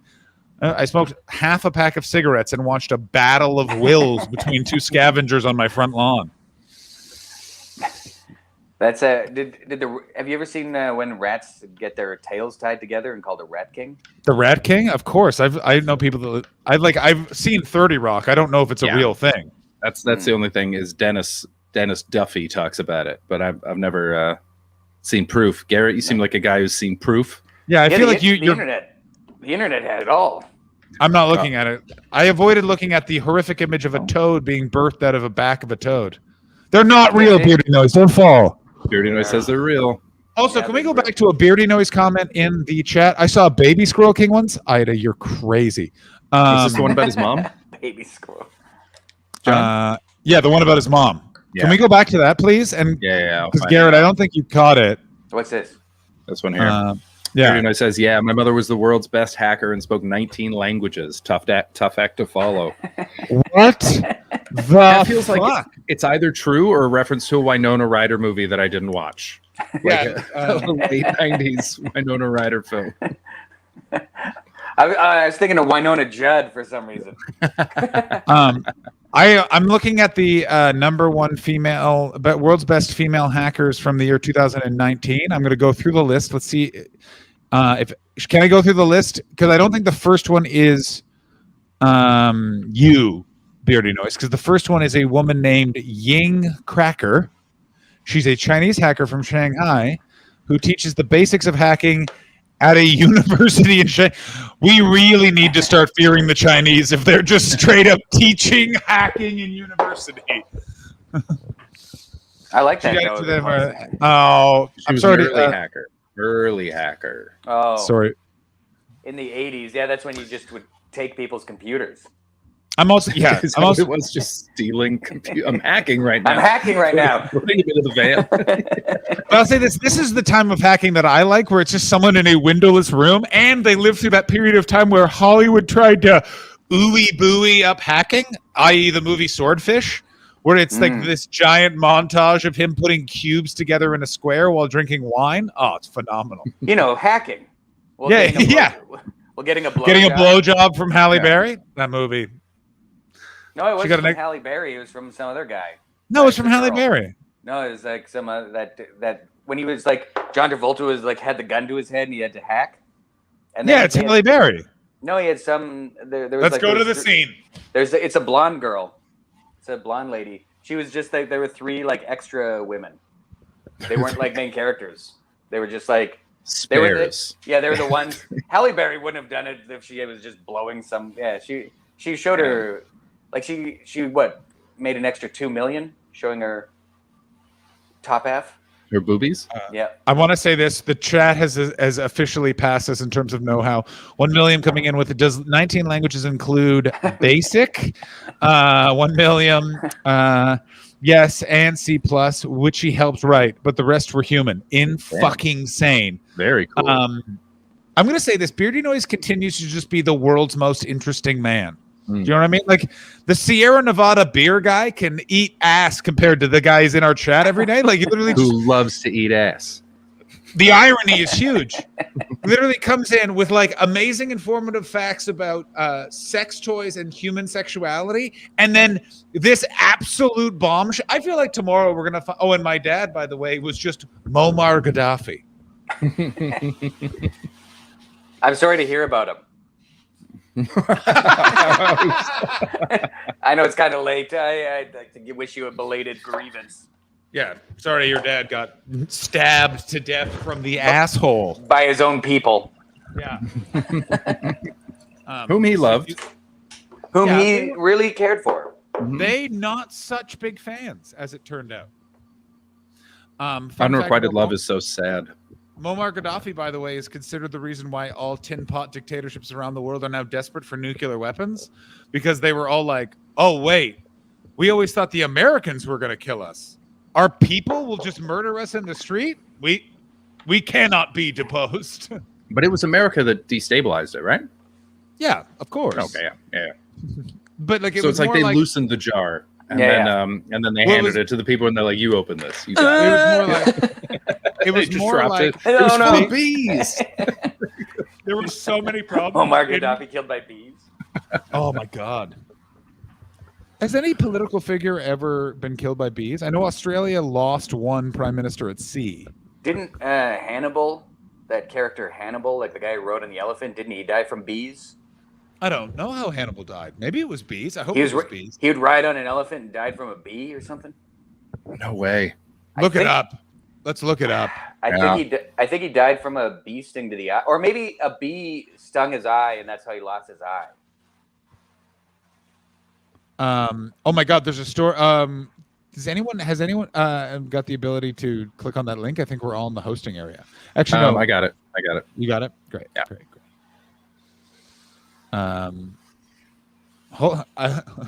3K likes. Our Beardy knows how to use social media. This is fascinating. He's really good, but following him is frustrating because as I've said before on the stream, following him now, my timeline is full of thirst traps from that he has liked of other Twitterers. So I'll just be scrolling through reading silly jokes by comedians and idiots, and then it's just beefcake.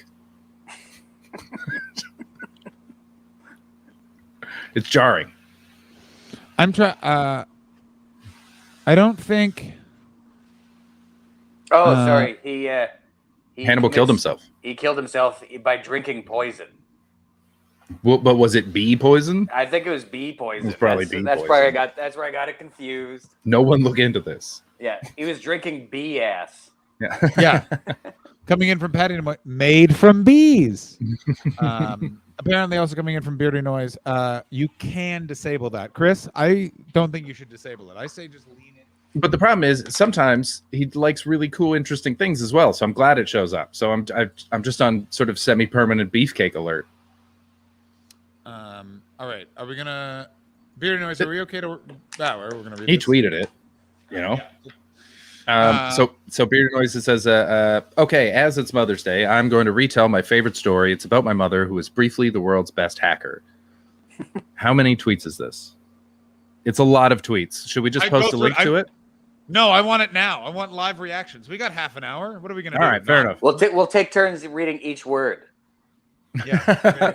like you learned at Humber. Zip, zap. I only discovered this after she died and read the story in her Computer Weekly obituary. She got an obituary in Computer Weekly. Wow, sick, man. That's my father was. amazing. I'm gonna have an obituary in Yawn Weekly. My father was able to fill in a couple of bits though. Anyway, it was the 80s, South Africa. She'd recently finished helping to write C+, having fallen into computer programming after studying languages, brackets of which she spoke about 19. She was basically just chilling at work one day when she was contacted by some business mogul dude. Quote, "So I heard you're pretty good with computers. I need some work done. Are you interested?" She was. So she went to go see this dude at his fancy top floor office. He'd recently acquired a top-of-the-range computer security system, unbreakable. He claimed, but he wanted to test it, offering a princely sum if she could break it in a week. Of course, she said, because a princely sum is nothing to be turned down. So the bargain being struck, she leaves the office and heads straight to the basement. This, of course, was where the computer labs were. On her way down, she checks out the building. The staff, most critically, picks up a big stack of papers. So she stands outside the locked lab door with a huge stack of papers and does her best, slightly distressed, attractive white female routine. Someone quickly lets her in. I like her. She's a spy. Thanking the person profusely, she sits down at her terminal and calls out, "What's today's password?" Someone tells her. Wow. This entire thing took less than 20 minutes. The number one rule of getting into security systems, that humans are the weakest link. That's so good. Anyway, she messaged the mogul and was, for a while, the world's best hacker.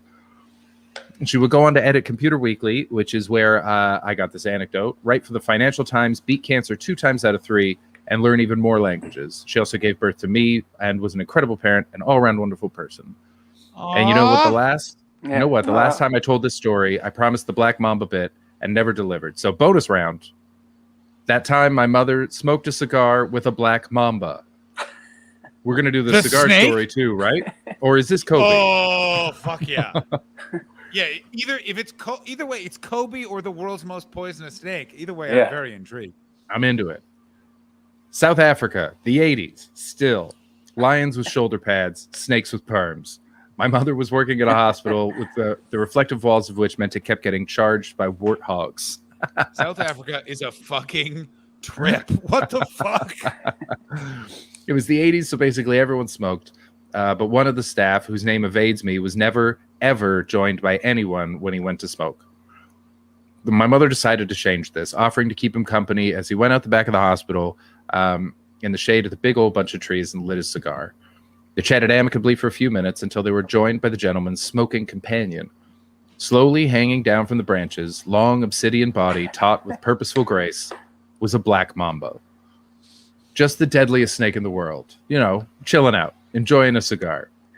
My mother was visibly surprised but kept her cool as her smoking companion grinned at her and explained that his friend here was why nobody smoked with them. Anyway, her companion began to chat to the snake and my mother joins him. They all have a rather pleasant chat until he stubs out his cigar. The snake retreats back up into the tree and my mother heads back into the hospital. The rest of the staff were shocked and stunned that she stayed for a whole cigar. In fact, after that, she joined the man and his serpentine friend at least once a week for a chat. Friend to all the creatures. What? That's wild. Hang on. She named the fucking dongle? Go back. I'm tagging. She named the dongle. Here, on here as well because, you know, she named the dongle. Okay, last tweet about my mom, I promise, but it's great. She also named the dongle. They got given someone she was working at Computer Weekly and nobody knew what to call them, not even the devs. So she suggested dongle as a technical sounding nonsense word. Jesus fucking Christ, how weird That's is so the world? cool. That's so cool. That is pretty cool. Is anyone else super happy that dongle is just a made up word? Because it sounds like technical mumbo jumbo, and I believe so many people think this is fucking insane. She's the mother of Beardy Noise and the dongle coming in from Patty. He's even crazier coming in from Beardy Noise. I forgot about the dongle part. Yeah. Yeah. Oh, the world is so fucking nuts. Like my uncle was a diplomat, and that man's stories are fucking mind melting. And he also doesn't think they're interesting because he lived Which countries would he go into? all of them. But the best one is Fidel Castro almost killed my grandmother. So he almost killed your grandmother, and he impregnated Trudeau. Wait, what's her name? Yeah, it was. Yeah. He's got a thing for Canada. So the long story short is, so Fidel Castro loves Canada because Canada is the diplomatic bridge to America. So the Americans couldn't talk to Cuba, but they talked through Canada. And so every Canadian embassy has an art gallery attached to it, and they change the art every so often. And Cuba's one of the few countries where the president of the country always comes because he loves Canada. He showed up one time when my grandmother was visiting my uncle with a bunch of the family, and because Castro was there, there's a long receiving line to go into the embassy, so you're being checked because the CIA until Castro's death was just trying to murder him. And my grandmother, who's just an intense, stubborn English Quebec lady, was in line and saw a giant line and then saw an open door to the art gallery and just went, I'm not standing in this line. I'm going in that art gallery. So she leaves her family. This is a very my grandmother move of just like, you can stay here in this line. I'm going over there. She goes in the art gallery. Fidel Castro's in there with a bunch of the army looking at the art. And she goes, I'm going to say hello to Fidel Castro, and starts walking towards Fidel Castro, at which point my uncle comes out to the line to see his sister and his mother, goes, where's my mother? My aunt goes, she went in that door, and he went, knowing who's in there and knowing who my grandmother is like, oh, I'm about to hear bang. And he runs in to see my grandmother like marching up to Fidel Castro, and all the security like, we know what to do. And my uncle like runs in and is like, no. This is my mother. I am a diplomat for Canada. It's totally fine. And Fidel Castro was like, totally fine. Like apparently like was very flirty and nice with my grandmother and started making jokes of like, good thing you were here, John, or boom, boom, boom. Like, he's just like, fuck. Yeah. But like, bananas how weird the world is. Castro wouldn't have been worried. I mean, he how many times have like don't they have a book called 82 Ways to Kill Castro? Yeah, it's it's all the ways they tried to kill him, and he never died. Yeah, he just never fell for it. My favorite one is they tried to give him exploding cigars, but it was also that thing of like Bugs Bunny. Yeah. It's just also that thing is part of it is like Cuba's crazy small, so they like you couldn't just have like other those countries, they're very dense, big populated countries, but it'd be like there was a lot of spies, a lot of people, especially at the beginning, liked Castro. And then he would and then a new guy be, hello, fellow Cubans, I'm here as well. And yeah, real Steve Buscemi vibes. Exactly right. Like, where are the drugs? Yeah. Hello, skateboard friends. Hello, fellow Cubans. Hey, Cubanos, what's going on? Let's have a Cubano sandwich and smoke a cigar.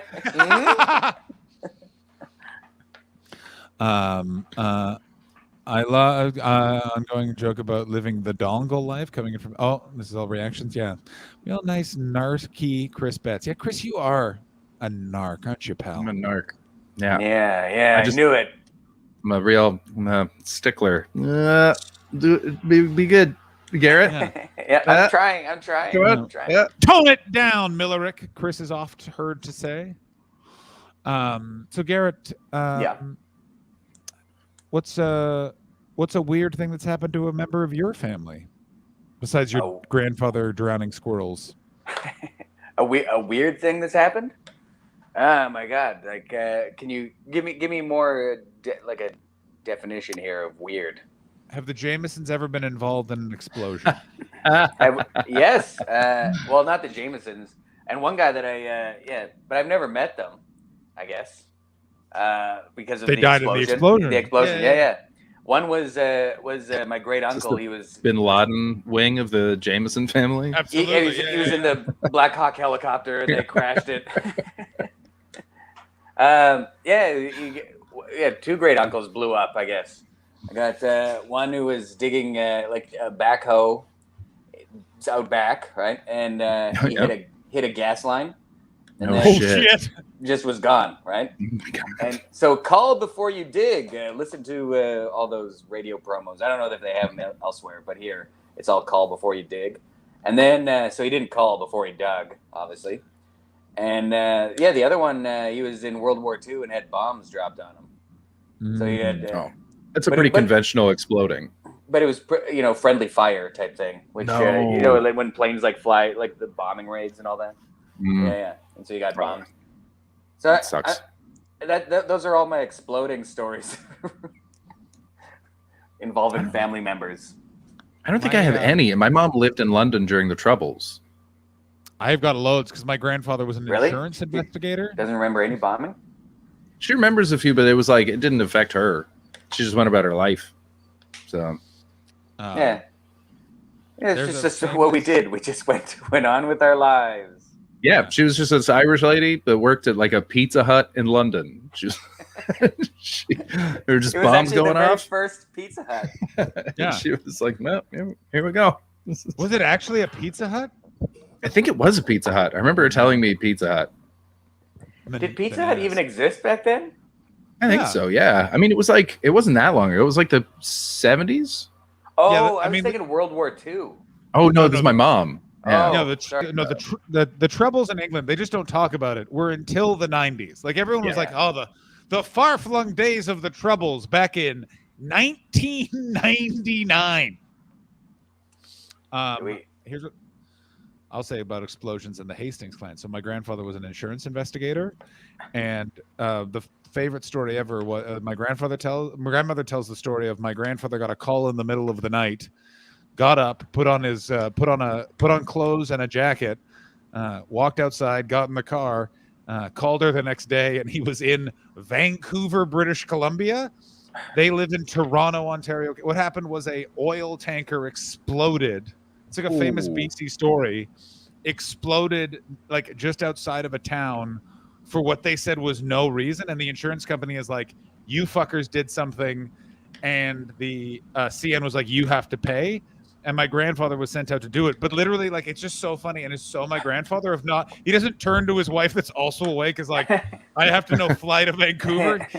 He left in the car. She assumed he was just in Toronto. Yeah. He's just Did he driving take the into car, town. so she just doesn't have a car anymore. Yeah, like the car's at the airport. Like, and he like apparently like he just like he called. He's like, I'm in Vancouver. I'll be back in a couple of days. And then it was such an elaborate like puzzle to solve. He just came back, like walked in the house, was like, and it was like a month later. He's like, I came back. Also, I bought a cottage. And she's like, what? Where were you? And then and it was like the 60s. So it's not like there's newspapers for what's happening. And he explained the whole thing. And then she's like, and where's this cottage? And he's like, up north. I read about it. And she was like, you haven't seen it? And I don't remember. I'm getting those details wrong. I think maybe that.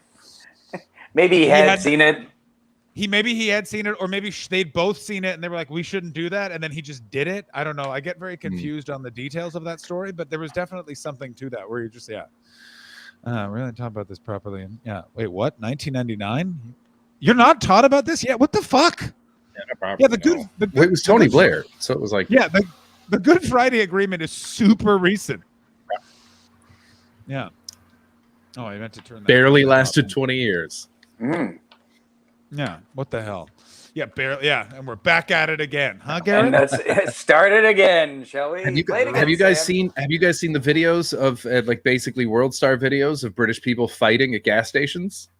No. They call them petrol stations there. Bring them up. Because they don't have any gas stations. They don't have any gas. Petrol. Bring it the fuck up. What do you mean they don't have any gas? What do you mean they don't have any gas? They run out of gas. People are fighting over it because they can't get it in. Comedians are having to cancel gigs because they can't drive to shows because the petrol station is out. Get on the train, you fuck. It's out of petrol too. Yeah, one guy rode a horse just to show off. He rode his horse to a gas station. Get me these videos now. Yeah, play some videos of people fighting. We only got 19 minutes left in the show. Yeah, all stations have massive queues. It's super fucked. Send me these. I want to see these right now. And they're also queued up in the wrong direction. Am I right, guys? they drive on the wrong side of the road over there. You know what I mean? Hey, I'll be here. Hey guys, check out England where they drive on the other side of the road. Hey, who's this guy? You know, right there, that dog. Anyway, it's good to be here on the big screen. How's everyone doing at home? I gotta say, Garrett collapsed so quickly. Like you came in with such gusto and immediately I didn't know you're putting me all by myself up there. I like looking at faces when I talk. Nice. It's just my own So, face. Coming in from King Geo WTF. Yeah, my dad cried when it was signed. One of the 3 times I've seen him cry. Insane. There's a video of a lady pouring petrol into a plastic bag. Oh yeah, Oh my plastic God. bags are classic. And Patty Padman coming in with public transit gang, rise up. Yeah, please send any and all of these videos. Do you have one, Chris? Can we watch it right now? Well, I'm trying to look at it on YouTube, but it keeps asking me to verify my age, so I've gone over to Twitter. Oh yeah. Oh, that's just because you're not signed in. That's why I can do it. No, I am signed in. It's because you're weird. not of age. You have to be Well, 47 yeah, that's true. to see these videos. Yeah. But yeah, if you put in petrol station fights on YouTube, I'm sure you'll be able to. Petrol station fights. Oh my God, we got some good ones. We've got fuel pump fight. Petrol station boss attacked by motorbike thug as panic buying cues boil blood. We got fist fights at petrol pumps as UK grapples fuel crisis. Which one would we like to start with first? I have the horse one if you want that. I want the horse one, Chris. Yeah, give us the horse one. I want to see the horse one. Oh fuck yeah. My mate has taken this to Queuing for petrol. Queuing for petrol. Queuing for petrol. But I'm on a horse. I'm on a horse. I'm on a horse. I don't need petrol because he runs on carrots. Queuing. Also, he's in a city. That asshole rode a horse to the city. I get like, if you could get, could either of you get access to a horse? No, in the UK probably. Yeah, I could probably do it. Yeah, In not the in UK, Canada. you could, no. In the UK, you could, yeah. But in the UK comedy industry, you're only a stone's throw away from someone who secretly owns horses. 100%. Yeah. All right. And a stone is a weight over there. Okay. Shut up, Garrett. Wasn't a twist. Police horse. Oh. All right. Which one of these would you like to watch first? We'll of course watch all of them. Petrol station boss attacked by motorbike thug. Yeah. Fight breaks out at fuel pumps. That one. My personal fave thus far. Driver pulls knife during petrol station row. The second one, fight at the pumps. Fight at Pump the pumps. fight. It is. Pump If we're gonna see fight. them It all. is. Pump fight. Yeah, because the other two sound like they're real escalations. So you want to start with the one Oh, yeah. You don't want to. that sounds human, then you build. You don't want to start with the knife fight. I want to dive right into the knife fight. Oh, Patty says the knife one isn't that good. So he saved us a few. Thank you. Yeah, The guy just ends up kicking a car. Garrett getting stabbing the gas. Garrett getting excellent response from David Hoare. I love Garrett, says David Hoare. Garrett is doing a great job. Yeah, 2 hours so has much. flown by, gentlemen. Oh. It has Oh, fun and when it's we a- talk about eulogies. It was death, explosions, and I can't believe I missed all of this. So what happens when all the UK news I get is a friend of mine still reads Chortle, and then he occasionally tells me what's on Chortle. That's all I get. Why does anyone, especially with the I mean, why would you read it in the last 2 years, especially? What news is he breaking? He put new stuff up every day because for the first little while I did check it only because I was like, what's he writing about? I gotta see. What's he doing in there? Yeah, What's all he right, let's- building in there? Yeah. What are Tom you? Waits, yeah. Yeah, I love that. I wanted you to know, I was about to be like, this is a North London petrol station. I've been to this petrol station, I'm pretty sure. Really? Well, I lived in North London for 6 years.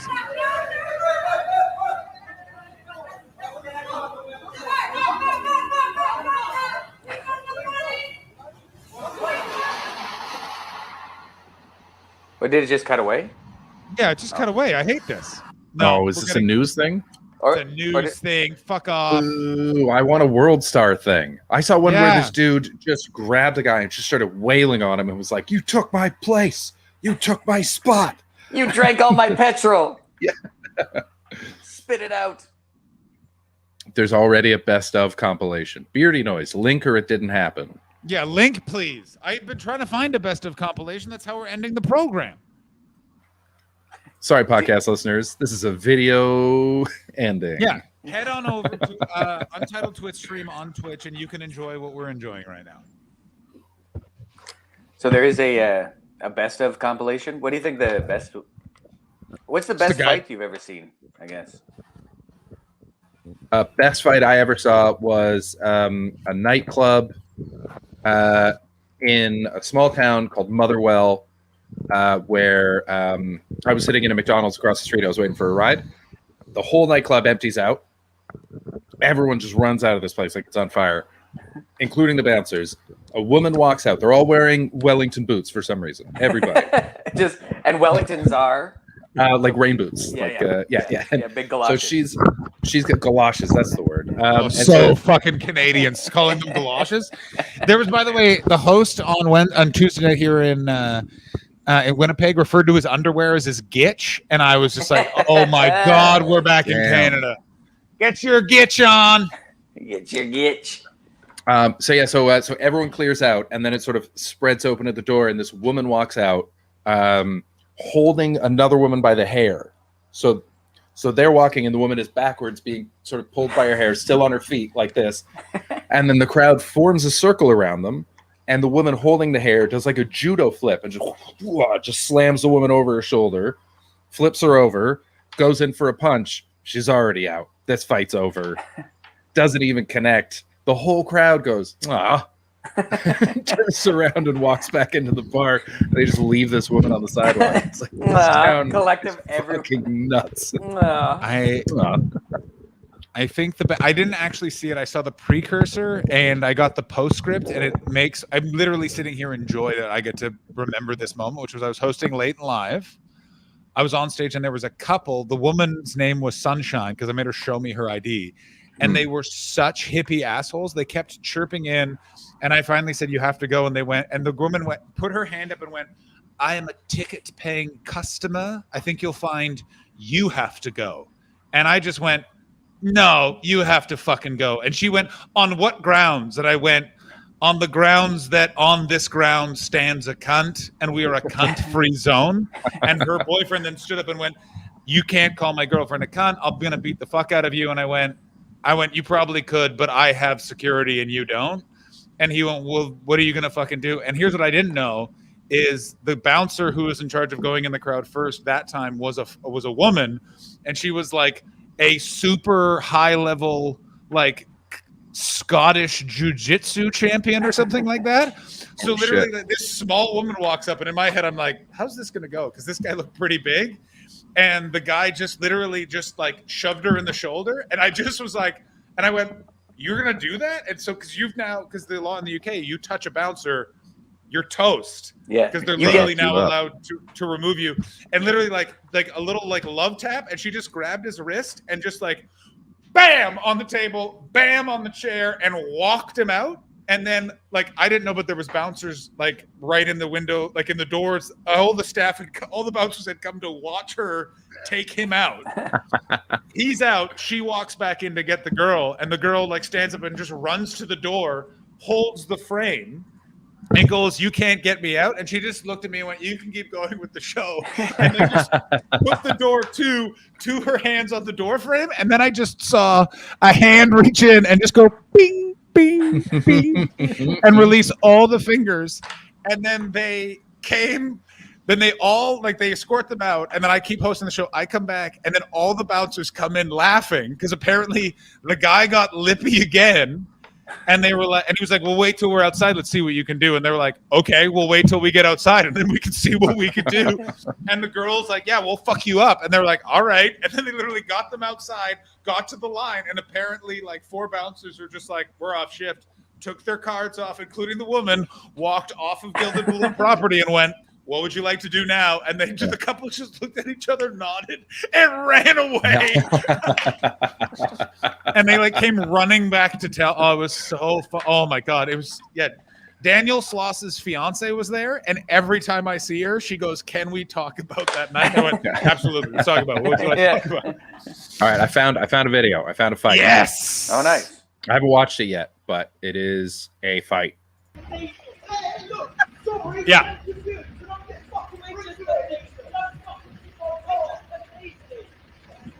Oh, who's that ponytail guy? Oh, This is a diesel fight, ladies and gentlemen. A diesel fight in the United Kingdom. I love the guy yelling, "Get out the!" The kick fight. Kick fights are funny. Oh. Why do people keep saying diesel? Oh, this reminds me of high school. Yeah, this is a high school gas fight. But here's also the thing that's so fascinating. Here's the weird, crazy thing about America. So in America, because everyone has guns, everyone breaks up fights in America. It's such a weird thing. Because the rest of the world is just like, well, no one has a gun, so you can just beat the fuck out of each other. Yeah, in America, you see people running for the trunk. And it's, yeah, exactly. It's bad news bears. So what is actually happening? Is it's just they've run out of gas? They've run out of gas. That's very funny. It kind of happened down the States recently, like this past, was it spring? They ran out of gas. The pipeline was hacked. Yeah, but probably, this is probably Brexit. by what's his dude's mother. Yeah, this is It was Beardy Noise mother hacking from beyond the grave. Your pipeline. I see. Yeah, so Brexit fucked up our infrastructure. Yeah, no shit, eh? Yeah. Like, yeah, it's what's interesting about Brexit is that no one was saying it was going to be a terrible disaster. No one was saying it. Yeah. Oh wait, I did, and then I left. And by the way, I would like it noted. I would like Carl Donnelly and Jimmy McGee to fucking kiss my ass and apologize because both of them went.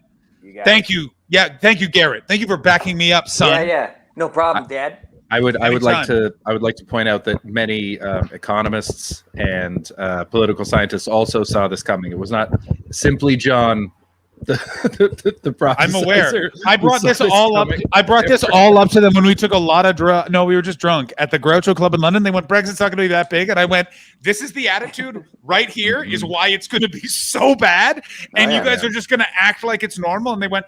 And it was by the way, it was similar to when Chris Martin, my friend, told me, well, it's like how everyone just thinks English people are polite. And I was like, no one thinks that. No one in the world has ever said, no one has seen the Union Jack and thought, here's some people that are going to treat me properly. Like that's never fucking happened. That's your Garrett, Brexit rant. There was one First Nations guy. Yeah, one time. The first one, and there were people around him going, nah, I don't think so. I don't think so. And he's like, let's give him a chance. They're like, shut up. Garrett, we're slowly wrapping up. Okay. Do you have anything you'd like to plug? I know you do a bunch of work with Comedy Records and stuff, so I assume you want to plug it up. Yeah, I got to check out, just I guess an album that I have. I guess you can listen to that. Yeah, it's on Spotify or it's on YouTube in some form, I guess. But it's called What's Born it called? Crying. Born Crying, Die Laughing. Oh, I like that. Yeah, nice. Sounds like a spaghetti western. Right, it is. It's a spaghetti comedy. It's not the spaghetti western, but spaghetti comedy. It's kind of like me telling my jokes, but with a band. There's a band. Ooh, Spraticus. Yeah, exactly. Yeah. So check that out. Anything else I'm doing? And Heavy Metal Hitchhiker, if you get a chance. That's on Banger Films or Banger TV. And you can find that on YouTube, out of all places. It's a web series. And season 2, we're pitching season 2 right now. So hopefully we get funding. So keep an eye out for season 2, hopefully. Nice. Yeah. But yeah, thank you guys for having me. Can I tell my one quick fight story that I saw that I've been involved in fights before, but this is a real quick one because I was thinking like most of them are just sad fight stories, right?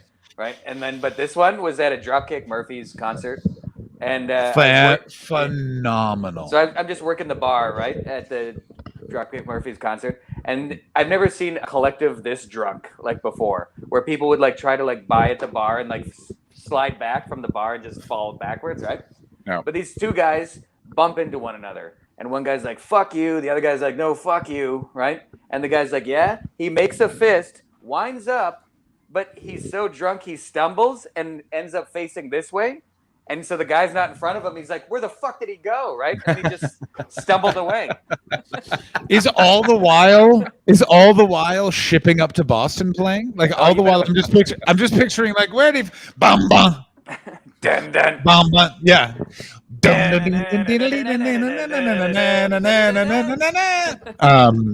Dropkick. Where was that bar? Also, I heard a fight story about you recently, which is you were at what's his name? Oh God, someone's bachelor party, and Jarrett Campbell kept trying to fight you. Oh yeah, no, that was Hakeem's bachelor party. Patrick Hakeem. Hakeem's bachelor party, yeah, and then because like they're like, oh, you're very strong, and I'm like, well, I'm somewhat strong, but I'm not. I don't think any more stronger than anyone else. But turns out strong. Yeah, I'm prairie strong, so I got like I don't know. I also I'm like stocky. Right? Dirt factory strong. Built like a stock Exactly. car, Yeah. Yeah. Dirt I'm moving factory bags of strong. dirt, right? Yeah.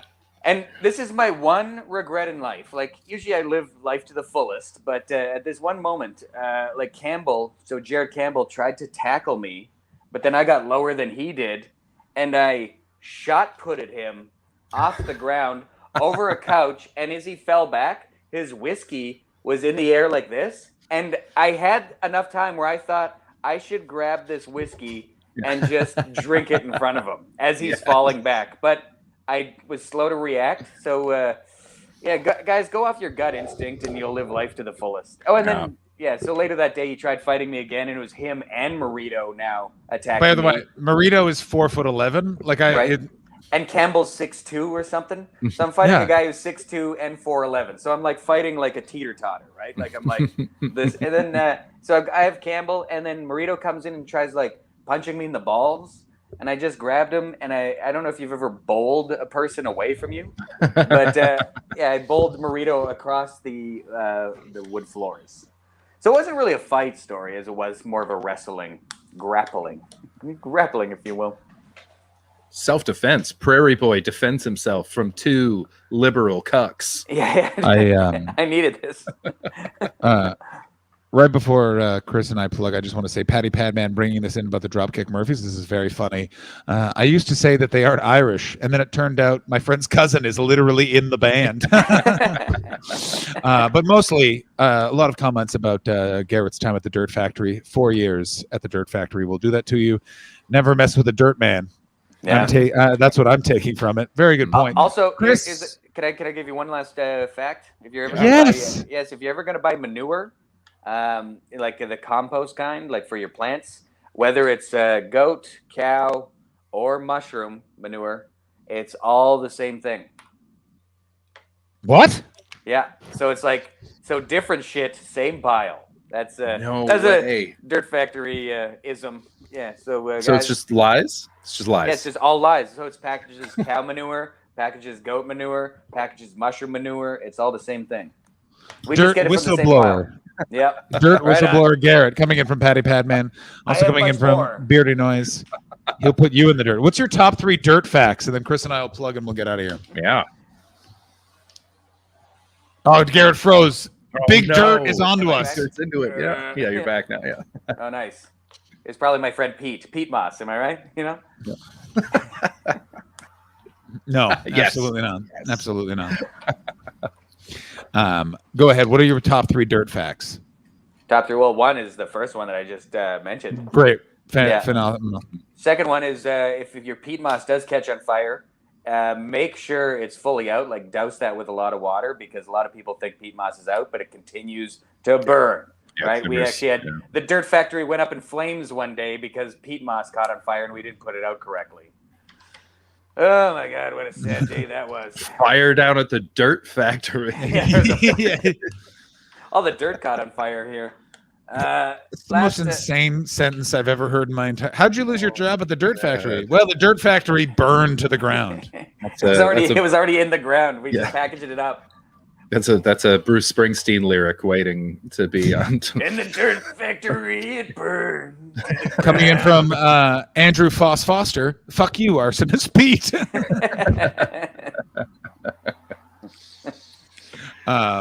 What's your third dirt fact? I guess there's a vermiculite. It's not a fact. Look, it's just look it up. Look it up. Yeah. Tell me what you think about it. I love it.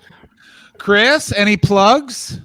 No, I'm doing a bunch of shows in Victoria soon. So if anyone's in Victoria, come out. But otherwise, I'm just I'm here. I'm moving in 4 days. So look out for my new apartment, guys. You're not going to get my address because one of you, I think, might kill me.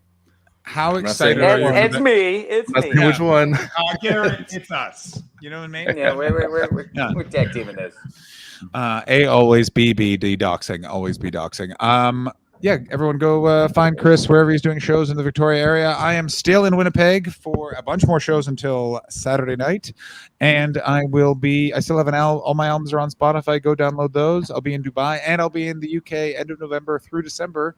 Dates to be announced soon on my Instagram at the John Hastings. Garrett, thank you so much for joining us and taking your time. This was so fun. Yeah, thank you so much. Yeah, it was a lot of fun. I enjoyed it. Yeah. Come back sometime. We do super long streams, Garrett. I feel like you'd be a real asset when we do a super long stream. Yeah, we do like 12-hour ones. You froze all during that last part, so you'll have to message me whatever you said. So, all right, we will. Have a great show tonight. Who would the chat like us to raid? Ashley's not here, so let's ask the chat. Who would the chat like us to raid? You know who we should raid? We should raid that guy that followed us and was in our chat the other day. His name's 1030JH, and he is on right now. Oh, okay, great. Can you set that up and then I'll hit the video? We're going to do 1030JH. We'll raid Colt next week. Thank you, Patty Padman. I'm so sorry. I like how I ask someone to raid and then I always go with someone different. It's the thing we do here. It's becoming a bit. It certainly is. Garrett, I'll see you tomorrow. Chris, I'll see you. Take care, buddy. I'll see you Yeah. Sunday. I'm going to be so I'll tired. see you guys. John, Have a good weekend, everybody. Chris, take care. Take care, man. Hopefully see you soon. Yeah. Cheers. Oh, wait, I pressed the wrong button. It's over here. Shit. Garrett, watch the video. Enjoy the video. Watch this video. That's all. Penis into her vagina. That's all.